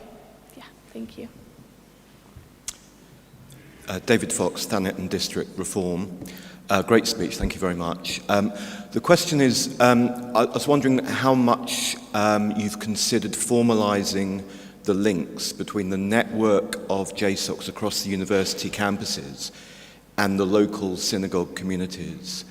And the reason I ask that is there is a potential two-way benefit here. From the perspective of the synagogue communities, certainly the smaller communities, they benefit hugely from the albeit temporary influx of young members into the community that can provide and do things for the community that existing members can't do. And then looking at the other way, from the student perspective, it gives them an opportunity to expand their activities outside the very intense environment of the university campus. And so from a perspective of mental well-being, it can have a very positive benefit. Thank you.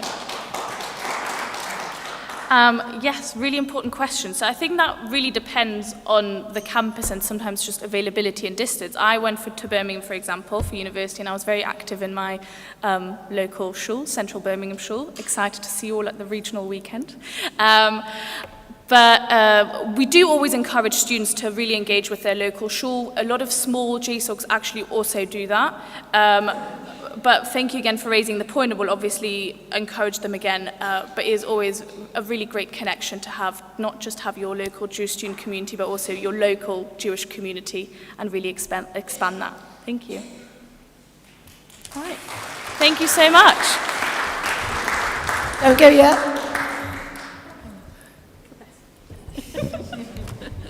Esther, thank you. I just wanted to say on behalf of myself, those of us at the top table and all of us on the Defence Division, how much we've enjoyed working with you this year, and we'll continue working with you until your successor comes on board later in the year. For deputies to understand, the UJS president only gets a year in post, and so they're charged with both delivering against their manifesto in a very short space of time, but also continuing the good work of UJS. And it's a pretty big challenge, so I congratulate you on doing that. You mentioned that UJS has the largest body of deputies, and I think you have 11 or 12 deputies. And so I wonder if all of those of you in the room who are UJS deputies can stand up so that we can all see you and recognise you. Brilliant, thanks. Stand up. So I just want to thank all of you, both the deputies and Esther, for all of the work that you do with us. We very much enjoy working with you, listening to you, as you say, and learning from you. And it's great to see so many of the UJS deputies standing for division and getting involved. And I hope that that continues well into the future. Many thanks. Thank you so much. Thank you, well we done. Also love working with you. Thank you. I think we've got a future Board of Deputies president there. Well done. Can I talk to you about the regional weekend in Birmingham? And whilst I am, could David Benson please come to the stand? We know that this is going to be taking place from the 13th to the 15th of March, and we would urge everybody to come to the regional weekend, and it's very important that the regions support the regions and everybody from London. Could you possibly go to that one, please? No, not well. It is your moment of glory, but your moment of glory is only there. Well, Madam President, what I was going to say, I think you're doubly unfair to me, because to have to follow the beautiful Esther is not really fair. But I know Esther because she had 3 years at Birmingham, and she's an absolutely superb, lovely young lady. And I wish you all the best for the future. Firstly, can I please give my very best wishes to Bernice, who is not well. She's such a pleasant and helpful lady, and we wish her a Refuah Shalema. My name is David Benson. I'm from Central Synagogue in Birmingham. Judy Silkoff has asked me to speak for up to 5 minutes. Well, if it was to talk about planting 250,000 trees here in the UK, I could probably talk for 2 hours. However, I've been asked to talk about our regional weekend planned for Birmingham in 4 weeks' time. At Central United Synagogue, we are delighted and honoured that we are hosting this event, and we will do everything we can to make the weekend as enjoyable and as informative as possible. Like all provincial communities, and for various reasons, our numbers are declining. Yet, we still have a vibrant and exciting community with a range of Jewish religious views and attitudes that display our inclusive view to Judaism.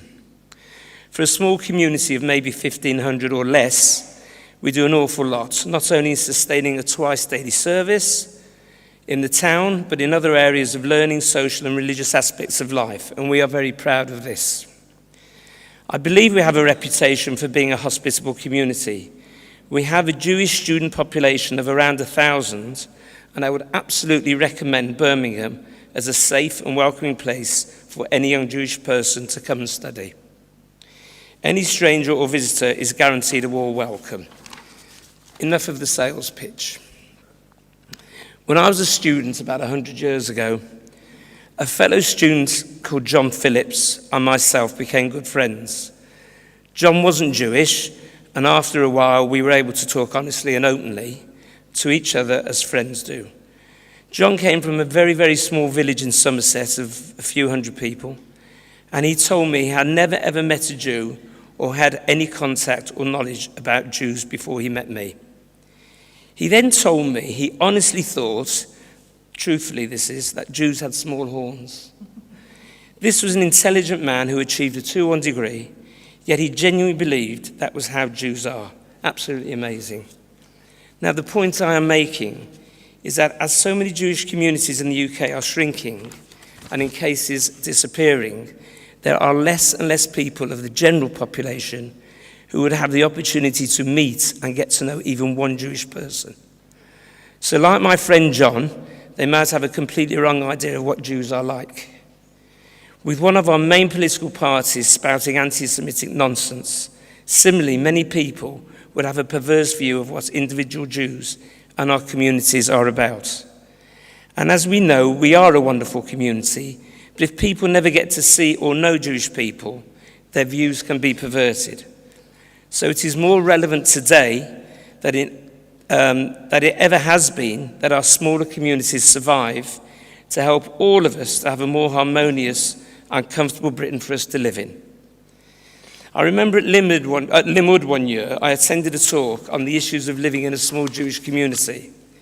The speaker, God bless him, lived in Golders Green. How he could have the slightest idea about the topic when he can leave his front door and in a few minutes walking distance find a plethora of kosher restaurants and butchers and numerous places to go and daven. In Birmingham, when we get a minyan on a wet Tuesday evening, we have a celebration. I'm afraid to say this to you lovely people, but respectfully, so many Southern Jews have no concept of what a small community is like. Ask a Londoner where Birmingham is, and I have had the reply, isn't it near Manchester?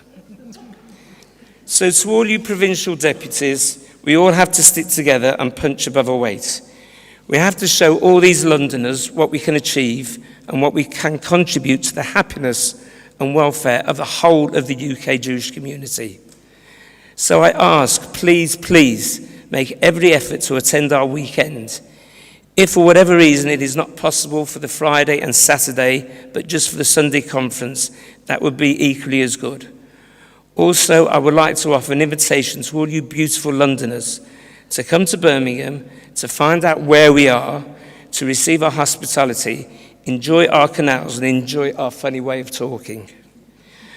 One final matter I must point out is at Central we were one of the first schools, I think, in the UK to have its own environmental policy.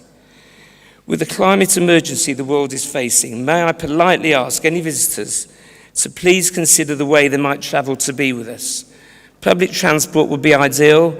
At New Street Station in Birmingham we have a shopping mall. Attached to the station is a lovely John Lewis. What other incentive? Car sharing as well would be a very good idea too. So please join us and help make our weekend a success, not only for Birmingham and the provinces, but for the whole of the UK Jewish community. Thank you very much. Thank you, David. Very eloquently spoken. As of Friday, we've only got 9 deputies that have booked. So please, come on, support Birmingham, support the regions. Please do what you can to book as quickly as you can. We need really at least 50 people to go ahead. So please listen to everything David has said and show your support. And please, can you book soon for us this week? And we hope that we can all enjoy Birmingham. And thank you for all of that. Thank you.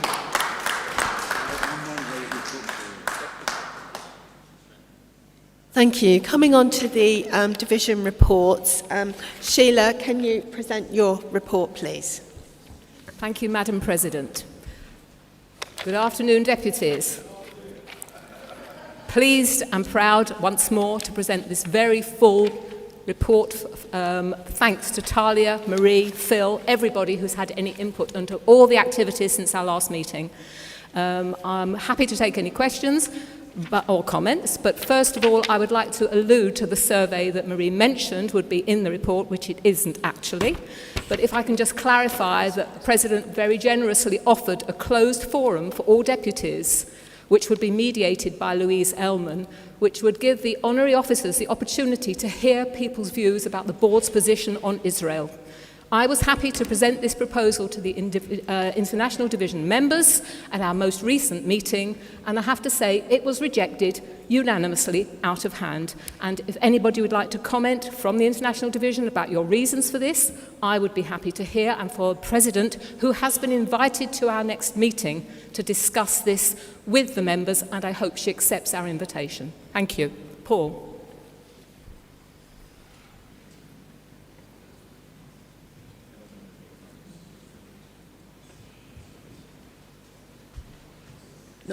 Shelley. Shelley Salter, the LGS, a member of the International Division. Now, there are about 16 members on this International Division, and believe me, they have views from the far left to the far right. Why are we not allowed to decide our, this is international stuff, it's not defence stuff, Israel. Why are we not allowed to be supported professionally and carry out this survey or opinions in our way? That's why it was rejected unanimously, because we feel that other people are interfering. Thank you, Shelley. Paul. Paul Edlin, Glasgow Jewish Representative Council. President Sheila, I in the past have been a Vice President of the board, and I am very concerned about this matter. It really damages the board, and it hurts me and many deputies, I'm sure, to see this sort of thing happening. Public spats on the platform, one division, the Defence Division, apparently bringing a motion against the International Division. I don't know if that's correct. The fact of the matter is there is a process of the board where the President is given the respect she deserves. The honorary officers apparently meet weekly or fortnightly. When there's something as important as a survey, or as difficult as that, the normal process when I was a Vice President was you didn't just pass a motion at a division and go to a plenary. You respected your fellow officers. You took it to a meeting of the honorary officers and agreed or disagreed the process together. You then brought that process either to the executive or the executive committee or the chief executive, or you brought it to the floor of the plenary from that. You did not go off as a division and do your own thing and say you wanted a survey. Then when the President tells you not to do it, you just carry on. You pass another motion condemning the President indirectly and saying you want to unanimously have that. Now the President has been put in a very invidious, difficult position by this conduct. It's shameful that our honorary officers are behaving like this. There should always be unity in the platform. I hope I'm right, and I hope everybody agrees with that. If you can't have unity, the person who is in the minority and strongly disagrees, instead of fighting a war with a division behind her, you should consider your position. Otherwise, you should work together. This is unacceptable to these deputies here. Now, I don't know how this will be resolved, but I don't like it, and it's not good for the reputation of this board. And I hope, hearing what I've said just now, will bring some sort of common sense to you all and stop this squabbling and work together and listen to your President and unite behind her. Thank you. Paul, can I please ask you to return to the podium to hear my response? Thank you. First of all, I'm not aware of any motion from the Defence Division against the International Division. The chair of the Defence Division has not notified me of any possibility, so let's draw a line under that. Secondly, you are not aware of the process that goes back to July 2018 when this survey was first mooted. I'm not going into details because, as you say, unity of the honorary officers and the leadership is paramount in all of this. And I am very unhappy that you suggest that there is disunity amongst us, but you do not know the process by which this survey was allowed to continue with the support of the honorary officers originally. Please do not comment on things you know nothing about. That's not the case. No, I'm not finished. That is not the case. That is not the case, Madam You Vice do not President. know. You were not present No, at the I'm not going meetings. to be- I have nothing I'm further not to going say. be I heckled support from Maria that. 100%. I also am fully behind the elected members of this democratic organisation who were told they could continue with this survey. Thank you.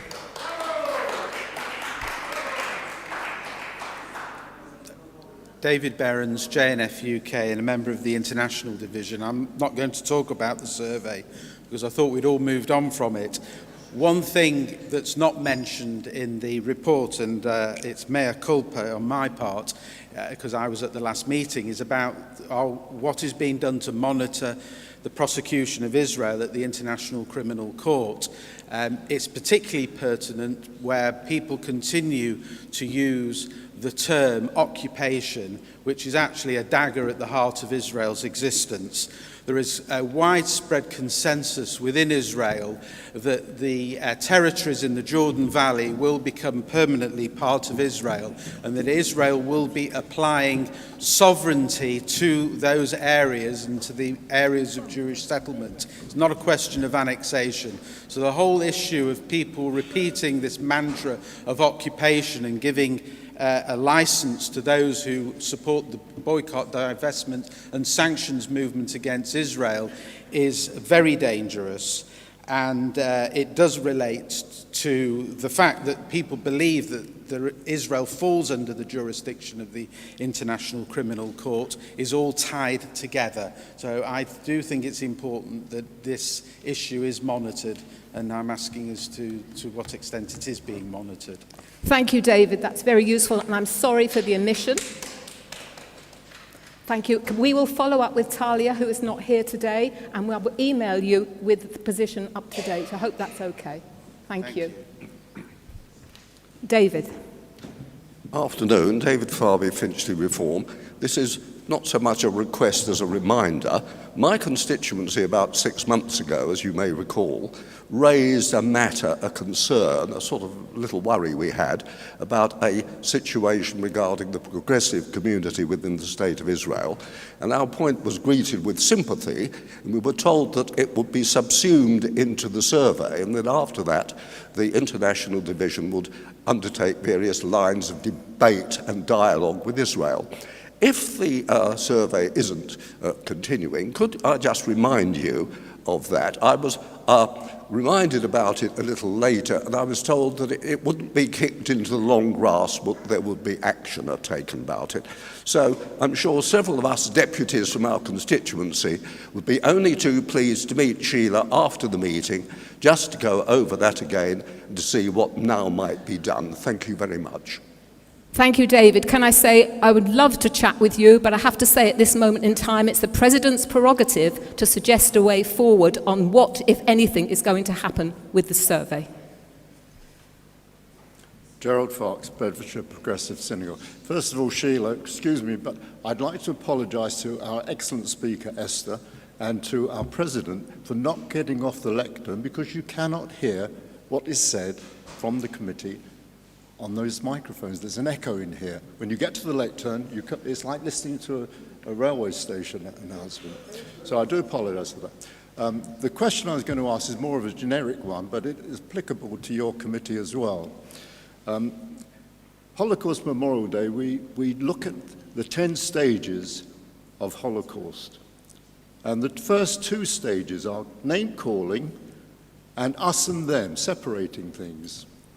We're tending to get like that here. This afternoon, this morning, I've heard 2 people use the word hypocrite. I've heard somebody use the word Goebbels attached to their criticism of somebody else. That is the start of confusion and irritation and aggression in responses.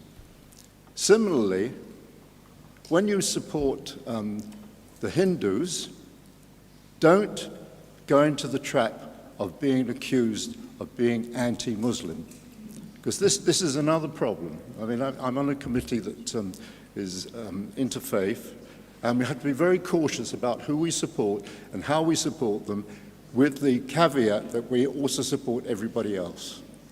So if you could please bear that in mind. Thank you. Thank you, Gerald. Yes, always. Racism in any forms is abhorred by us. We support the Hindu community, and I agree that everybody should be treated with respect and listened to and not indulge in name-calling. Thank you. Sorry, Mary? I'm sorry, we're That's just okay. discussing the sound. That, in fact, when I was standing here, I couldn't hear what the person here was saying. And he was speaking into the microphone, which I'm not. Sorry. Thank you. Name, sorry. Mary Rainey Lee, Western Marble Arch Synagogue. We've heard a lot about democracy and openness and all the rest of it from the International Division. I don't see any democracy, openness or accountability in a division which keeps so silent and secret itself that we don't know how this so-called survey is going to be carried out or what it's going to contain. I went to the divisional meeting. I was asked to sign a non-disclosure agreement, which when I read it would have prevented me from discussing it at all. But I did say that I would stay at the meeting if I was allowed to, and I would give my undertaking not to repeat what I heard. That was not acceptable, and I found that a bit insulting. I understand that observers are no longer allowed at that meeting in the interests of democracy, openness, and accountability. And I understand that at least one member, and I hope I'm wrong on this, was actually told that he couldn't attend. What is the point of the survey? What is the point of the board? The board does some most wonderful work. We talk about Shechita, Bril Mitter, Jewish schools, on-campus anti-Semitism. We talk about the support and cooperation with the CST. And then we come to the question as what is our job here? Is it to look after Anglo Jewry, or is it to make statements on the internal affairs of Israel? I don't think it is. We've always been told, stay away from that. Let us talk about the things that unite us, not about the things that divide us. And a survey will divide us. I heard Amos over there making his views known. I don't agree with them. Fine. But if we have a survey, or indeed a meeting, to discuss them, I will promise you that that will leak, just as it leaked out of the International Division that there was such a survey and what it was going to be. I think, does anybody in this Just hall, have 20 seconds left, sorry, Mary. does sorry. anybody in this hall actually believe that we can reach a consensus? And if we can't reach a consensus, and I believe we cannot, then we should not be involved in something which is going to divide the Board of Deputies irrevocably and get out to the public so they can point the finger and say, that Jew doesn't believe in Israel, that Jew does, and we're going to have to defend ourselves where we've got so many things we are united on. What I would therefore say is, Madam President, pursue your opposition to having it. Thank you, Mary. So, Mary, you and Gary came to the International Division and were allowed to observe at the request of another deputy, who I won't name, who was asked not to come to the subsequent meeting because it stirred up the very thing that you said we were trying to avoid, which was divisiveness. And can I remind deputies of the very reason why I stopped allowing observers was because there was a leak. You also mentioned the word leak. You know, when we meet and I allow observers, I'm in my 5th year as a vice president. I have never, ever turned away an observer before. But when the very thing that people accuse the division of trying to promote divisiveness within the community is actually affected by the fact that survey questions on a work in progress that wasn't even anywhere near completion was leaked to the press and to other deputies to cause the very divisiveness and reputational damage that we were trying to avoid. That's why I refuse to have observers, because basically you can't trust people. And I have to say that every member of the division was really, unfortunately, concerned that the lack of respect to me and other members by causing voices that to be silenced by leaking a piece of work that was not completed. And I'm sorry if I've used strong language. That is not me as a person. People who have worked with me know who I am and what I try to achieve and what I have achieved in the past. I am guided by what my divisional members want. It is a democratic process. It's not secret. that the only reason I refused to allow observers was because somebody at a previous meeting had leaked details of a piece of work that was nowhere near complete and had no right to cause controversy and reputational damage for the board in so doing. Thank you. Adrian. Adrian Cohn, Highgate United. Just to return to the idea of a special meeting or conference which we can do without being on live stream, and to have a candid discussion about the issues surrounding the Board of Deputies and how it positions itself in relation to matters pertaining to Israel.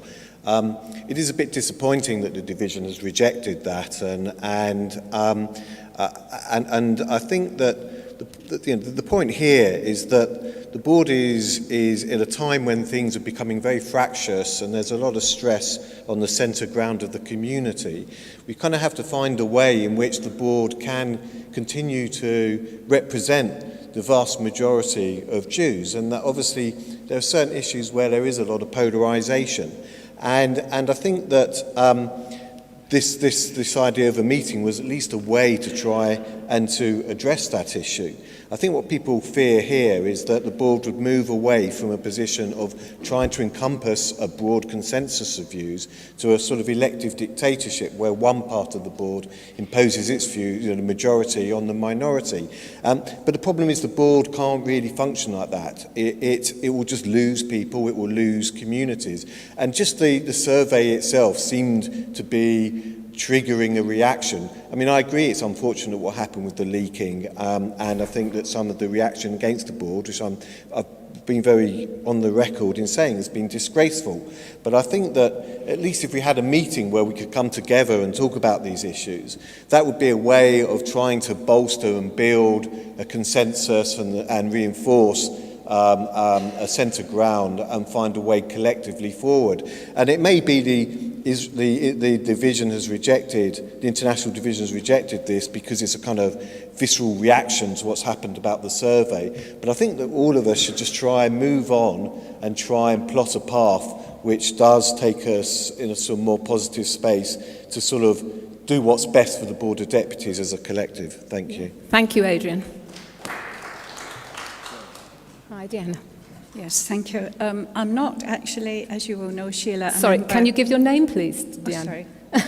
I'm still Diana Levine, and I still represent B'nai B'rith UK.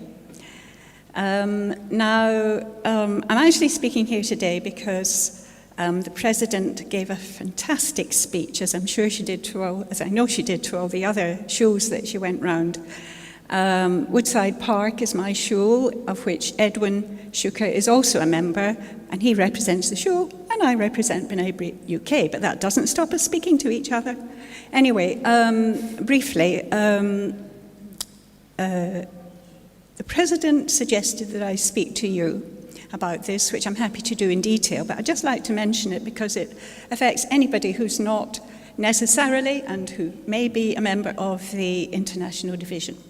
Because I have a granddaughter who's in the Israeli army, and she was very keen to join the unit which deals with spokespeople for the IDF. And so this is what she does. She has been trained as a spokesperson. She takes people around with members of the IDF to discuss whatever it is they would like to know about what's been happening either recently or a while back. It's up to people who are there to decide. And of course, there is there will always be a very experienced IDF person there as well to deal with the detail. So I would like to put it to you, and our chairman of the Jewish students was wondering what on earth, how we could work together with, how you could work with us at the board, and yourself, a board member, with the students. So that's another possibility that's just arisen today. Thank you for that. Also a fascinating talk. Thank you. Thank you, Deanna, and I wish your granddaughter every good thing because she's doing an amazing job. Thank you. Thank you. Gideon. We make this the last one, please, so we can move on. Thank you. Gideon Smith, Deputy for Hampstead Garden Suburb Synagogue, and also a member of the International Division. Sheila, you asked if any members of the division would sort of care to share their perspective on the discussion. I'm not sure it was fair to characterise it as being dismissed out of hand. I think there was a lengthy discussion at the division around the purpose of the survey intended and whether the session that was offered by Marie would be a replacement for that. And I think the concern was in terms of identifying a representative view from the deputies. It was felt that that forum may not successfully achieve that, and that was, I think, the primary reason why people didn't feel that this was an appropriate replacement for the survey. We can debate whether the survey would be able to achieve that outcome, but a discussion in a forum, live streamed or otherwise, facilitated or otherwise, may not help us arrive at a collective consensus view. We can certainly try it, but I think the discussion around what the purpose of the survey was and what we can do to nevertheless try to establish that representative view. The purpose of that was to try and guide the HOs when it came to them making statements on Israel. There are some people say that it ranges from you should never say anything about Israel to you should always support the current government of the State of Israel, and trying to work out what the bounds of that were. Part of the discussion we had at division was also a discussion around what the line within the Constitution, how that should be interpreted. I think every single person in this room understands that one of the purposes of the Board of Deputies is to support Israel and ensure its security, welfare, standing. How that is interpreted and the extent to the nature of the statements the HOs can make to do that is debatable, and the idea of the survey was to try and provide some guidance. The reason why we opposed the session, facilitated by Louise, as excellent as it may have been, would be that it wasn't a good alternative to that survey. Thank you. Can I just stand corrected? You're quite right, Gideon. I just got a bit carried away because I was disappointed that there wasn't a resolution to progress in any way. We did have a lengthy discussion. You are quite right. People were concerned that it would be a case of the loudest voices on the left and the right just being heard, a replica session where people may be concerned about standing up and expressing their views, whereas a survey would be anonymous and would just help guide HOs as to the general feeling, never a consensus, but a general feeling of the board's approach to Israel. Thank you, and thank you, Marie, for your forbearance for a long report. I just want to respond on a couple of points. The board is a representative body and it has a very diverse range of opinions, particularly in relation to Israel. So having a survey, and we've seen the divisiveness before it's even set off, in my view, isn't helpful. And forcing people to self-define in a survey whether they're left or right. And a survey, you have to look at context and judgment at the time. And I think that leaks are something that's always going to happen. There was a motion in the Defence Division, but it wasn't perfected properly, but there is a wording, and Robert Festenstein, unfortunately, is in hospital at the moment, so he hasn't managed to perfect it. But I think Louise Ellman is ideally placed as the former chair of Labour Friends of Israel to chair a meeting on Israel for everybody to have their views. And if the intention was for a survey to be policy upon which every Israel statement can be taken, that's not something, I'm sorry Sheila, I can't hear, that I think should be there. And I don't see why a conference on Israel should be taken out of hand, and Louise Ellman is very able to chair a conference. Another idea that I've potentially thought of next year, if we went to Gibraltar for our regional weekend, why can't we consider perhaps going to Israel? And I know that, for example, some of the organisations, not just the JNF, but the JNF and other Israel organisations might help us all to see politicians and places, and that could be something also that we could explore, but that would take a little bit of time, but that's certainly one of the thought. But I thoroughly recommend Louise Ellman, and she knows what she's talking about. And then everyone, whatever your view on Israel is, can all contribute in that conference and have an open conversation. So I think the international division should rethink a refusal, and should a division have the ability to refuse something like that, which is offered and would be for the benefit of all deputies, and a good chance, because today we've all talked, and I hope people feel that they've been listened to, and to have a meeting just about Israel, 3 hours of a meeting, which would be at a great cost to the board, would, I think, be something that would be useful to everyone. Thank you. Stuart.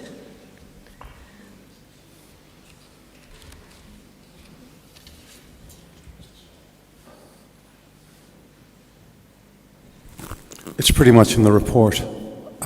We are still in reasonably good shape financially.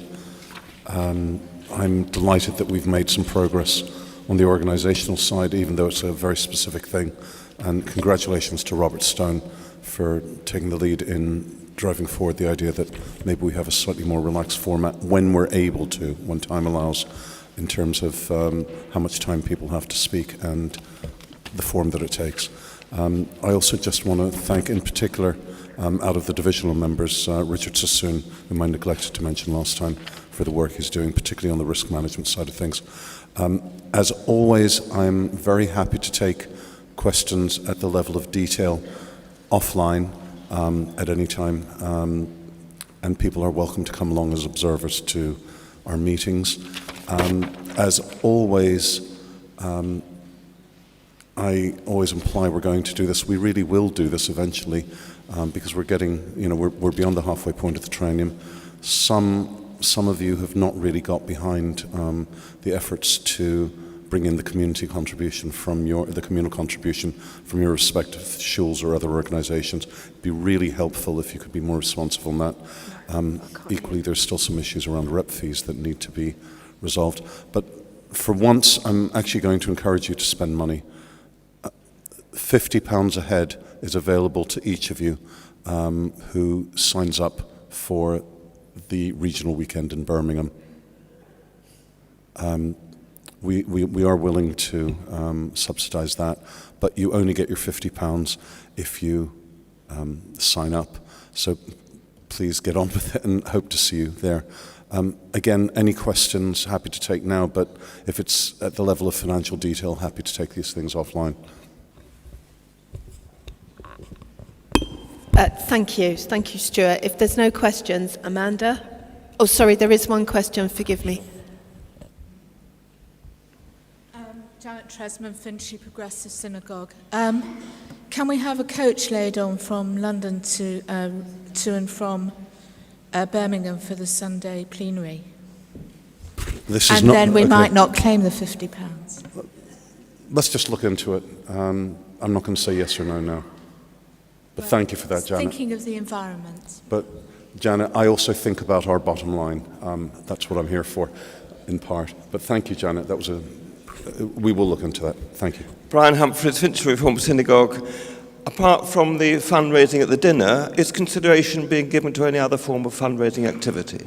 Yes, not least that we are in the throes of recruiting a professional fundraiser. That's one aspect to that. Also, we're organising another business breakfast, and once the fundraiser's on board, we're likely to put in place a fairly detailed programme, much of which has already been worked out. But thank you for raising that. Thank you. Now, Amanda. Deputies, just 2 points before I get into anything more. In the report that you have in front of you, apologies to Susan Pascoe for the misspelling of her name, and refer Shalema to Jerry Lewis, one of our division members who's recovering at home after a stay in hospital. I know he would have liked to have been here today, and I hope he's watching us on the live stream. Many of you will have read the sad news overnight about the death of Caroline Flack. and will have seen the coverage in the papers this morning and in other media around the role of social media and the effect that that has had on her. You may also have seen that the government has appointed Ofcom as an online regulator, and one of the key things that they're going to be looking at is online harm. The division is going to be setting up a task force led by Tala Fair to consider the board's position on policy on that so that we can respond effectively when any Ofcom consultation comes through, which we're aware that it will do. So if deputies have any interest in supporting Tal in his work on that, please get in touch with either me or Tal. The other work that we've been doing is all outlined in our report, and I'll take any questions if you have it. Many thanks.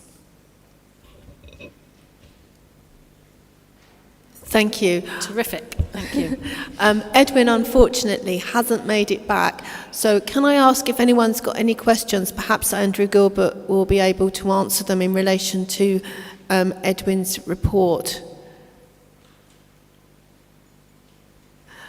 No? Okay. Could I ask the people that weren't able to finish their questions in the President's statement, perhaps would you like to come up and ask your question as you haven't spoken?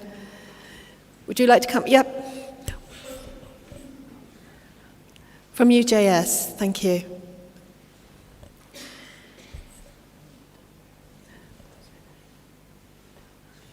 Sorry, could I just ask, sorry to do this, but from behind you, you haven't spoken before. Thank you. Sorry about that, Renee. Thank you. Thank you very much for having me. First time speaker. I'm Sarah Cowan. I'm with UJS. Thank you. Well done. Thank you.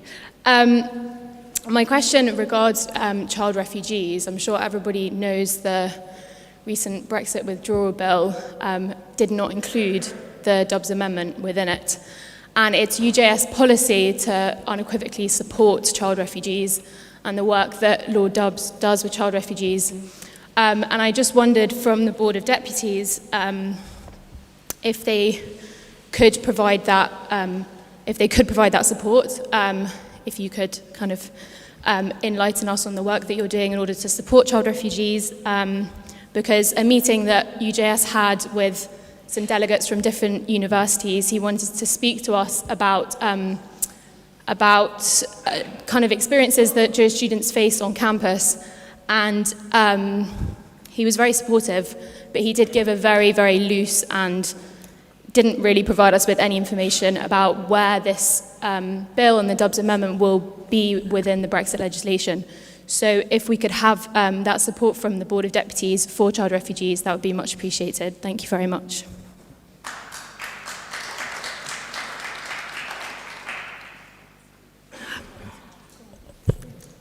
I'm just going to pick that up. Thank you, Sarah. Brian, I wondered if you wanted to say a few words to this, because I think that it was an issue that was picked up by BODSA in the last triennium, and I understand you've taken over the BODSA reins in this triennium. Just very briefly, I'm acting as coordinator of BODSA, the Board of Directors Social Action Group. We're going to start looking at our priorities, but one of the things I've always been keen for this board to do is to make sure that the issue of refugees is kept in the public sphere, and that this board, as a representative of the British jury, makes sure the government is aware of our feelings about refugees, and I will hope to continue to that and can liaise with UJS on that. Thank you. And Renee, you're going to be the last speaker because we're... Sorry, Renee's at the microphone, please. I just stopped Renee from... Thank you. Renee Wasserman, Deputy for Hendon United Synagogue. It's my first time as a new deputy. Probably I won't speak again. First of all, I'd like to thank Marie, Sheila, Stuart, Amanda, Edwin, Gillian, and all the staff of the board who are working tirelessly on behalf of the whole Jewish community, and we have to give them their support whether or not we agree with what they're doing. On behalf of my fellow deputies Naomi Landy and Mark Mayer, I would like to thank Marie, Amanda, Johnny Arkush, and Dame Louise Ellman for braving Storm Ciara and attending our very successful evening that we organised, which attracted a full house. Sincere thanks to everyone on the staff of the board as well for supporting and encouraging the event. Brian Marcuson and Bernice especially, to whom I give Bernice refer Shalema also. We were able to highlight the outstanding achievements of the board to our members. We also took the opportunity to honour an incredible individual for his 64 years dedicated commitment to the board. That is Malvin Benjamin, and I'm told that he hasn't stopped talking about the evening. Everyone who attended was inspired by the evening and found it very informative. And I would strongly recommend that other communities consider organising similar evenings to introduce Marie and her HOs and to talk about the work of the board to the community.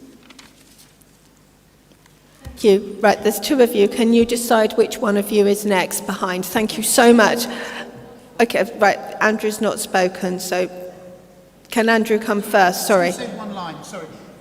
As the Dubs Amendment has fallen, what the staff have taken on already, as the Baroness Hamway has put forward and taken on an amendment on this, and the responses that the CID, through Daniel Elton and other members of staff, have taken on this work. Mervyn Smith, I don't have anything particularly new to say, except I'd like to respond to... You can't hear? No. Mervyn Smith, Sutton. I'd like to respond to the remarks made against me by Amos Schoenfield.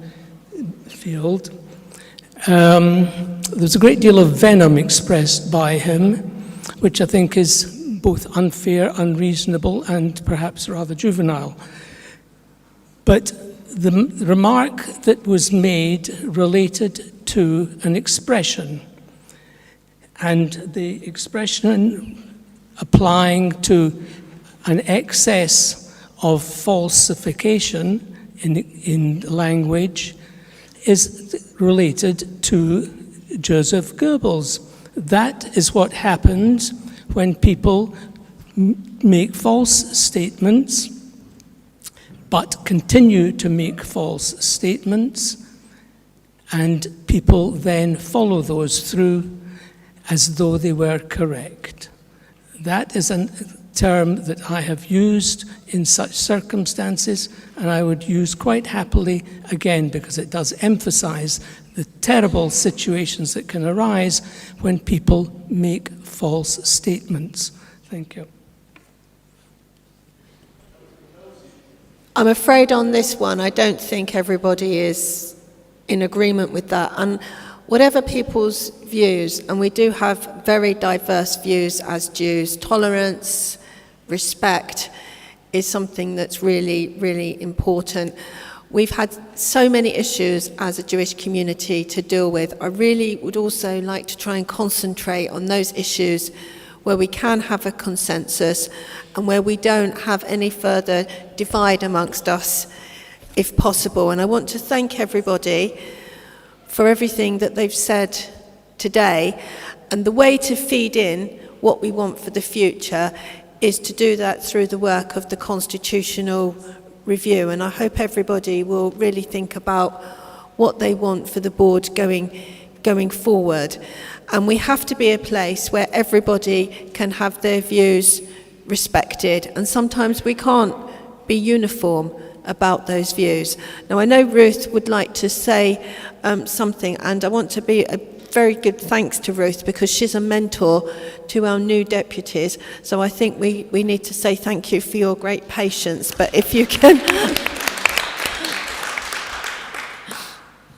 Luckily, I'm not going to say anything controversial. Ruth Friedman, in a United Synagogue. Yes, I am going to speak about the mentors. I'd like to welcome new deputies. I'm sure a lot of you are not aware now that we do have a scheme to help new deputies if they're not quite clear about what's going on here or what the board does.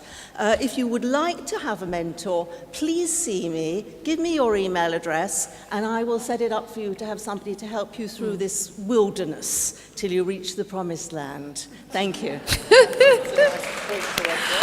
I think that is a brilliant way to end. Thank you. Thank you all. We look forward to seeing you soon. Thank you for braving all the bad weather to come and see us today. Thank you. And we've got the regional meeting very soon, so I hope the regional deputies don't all disappear.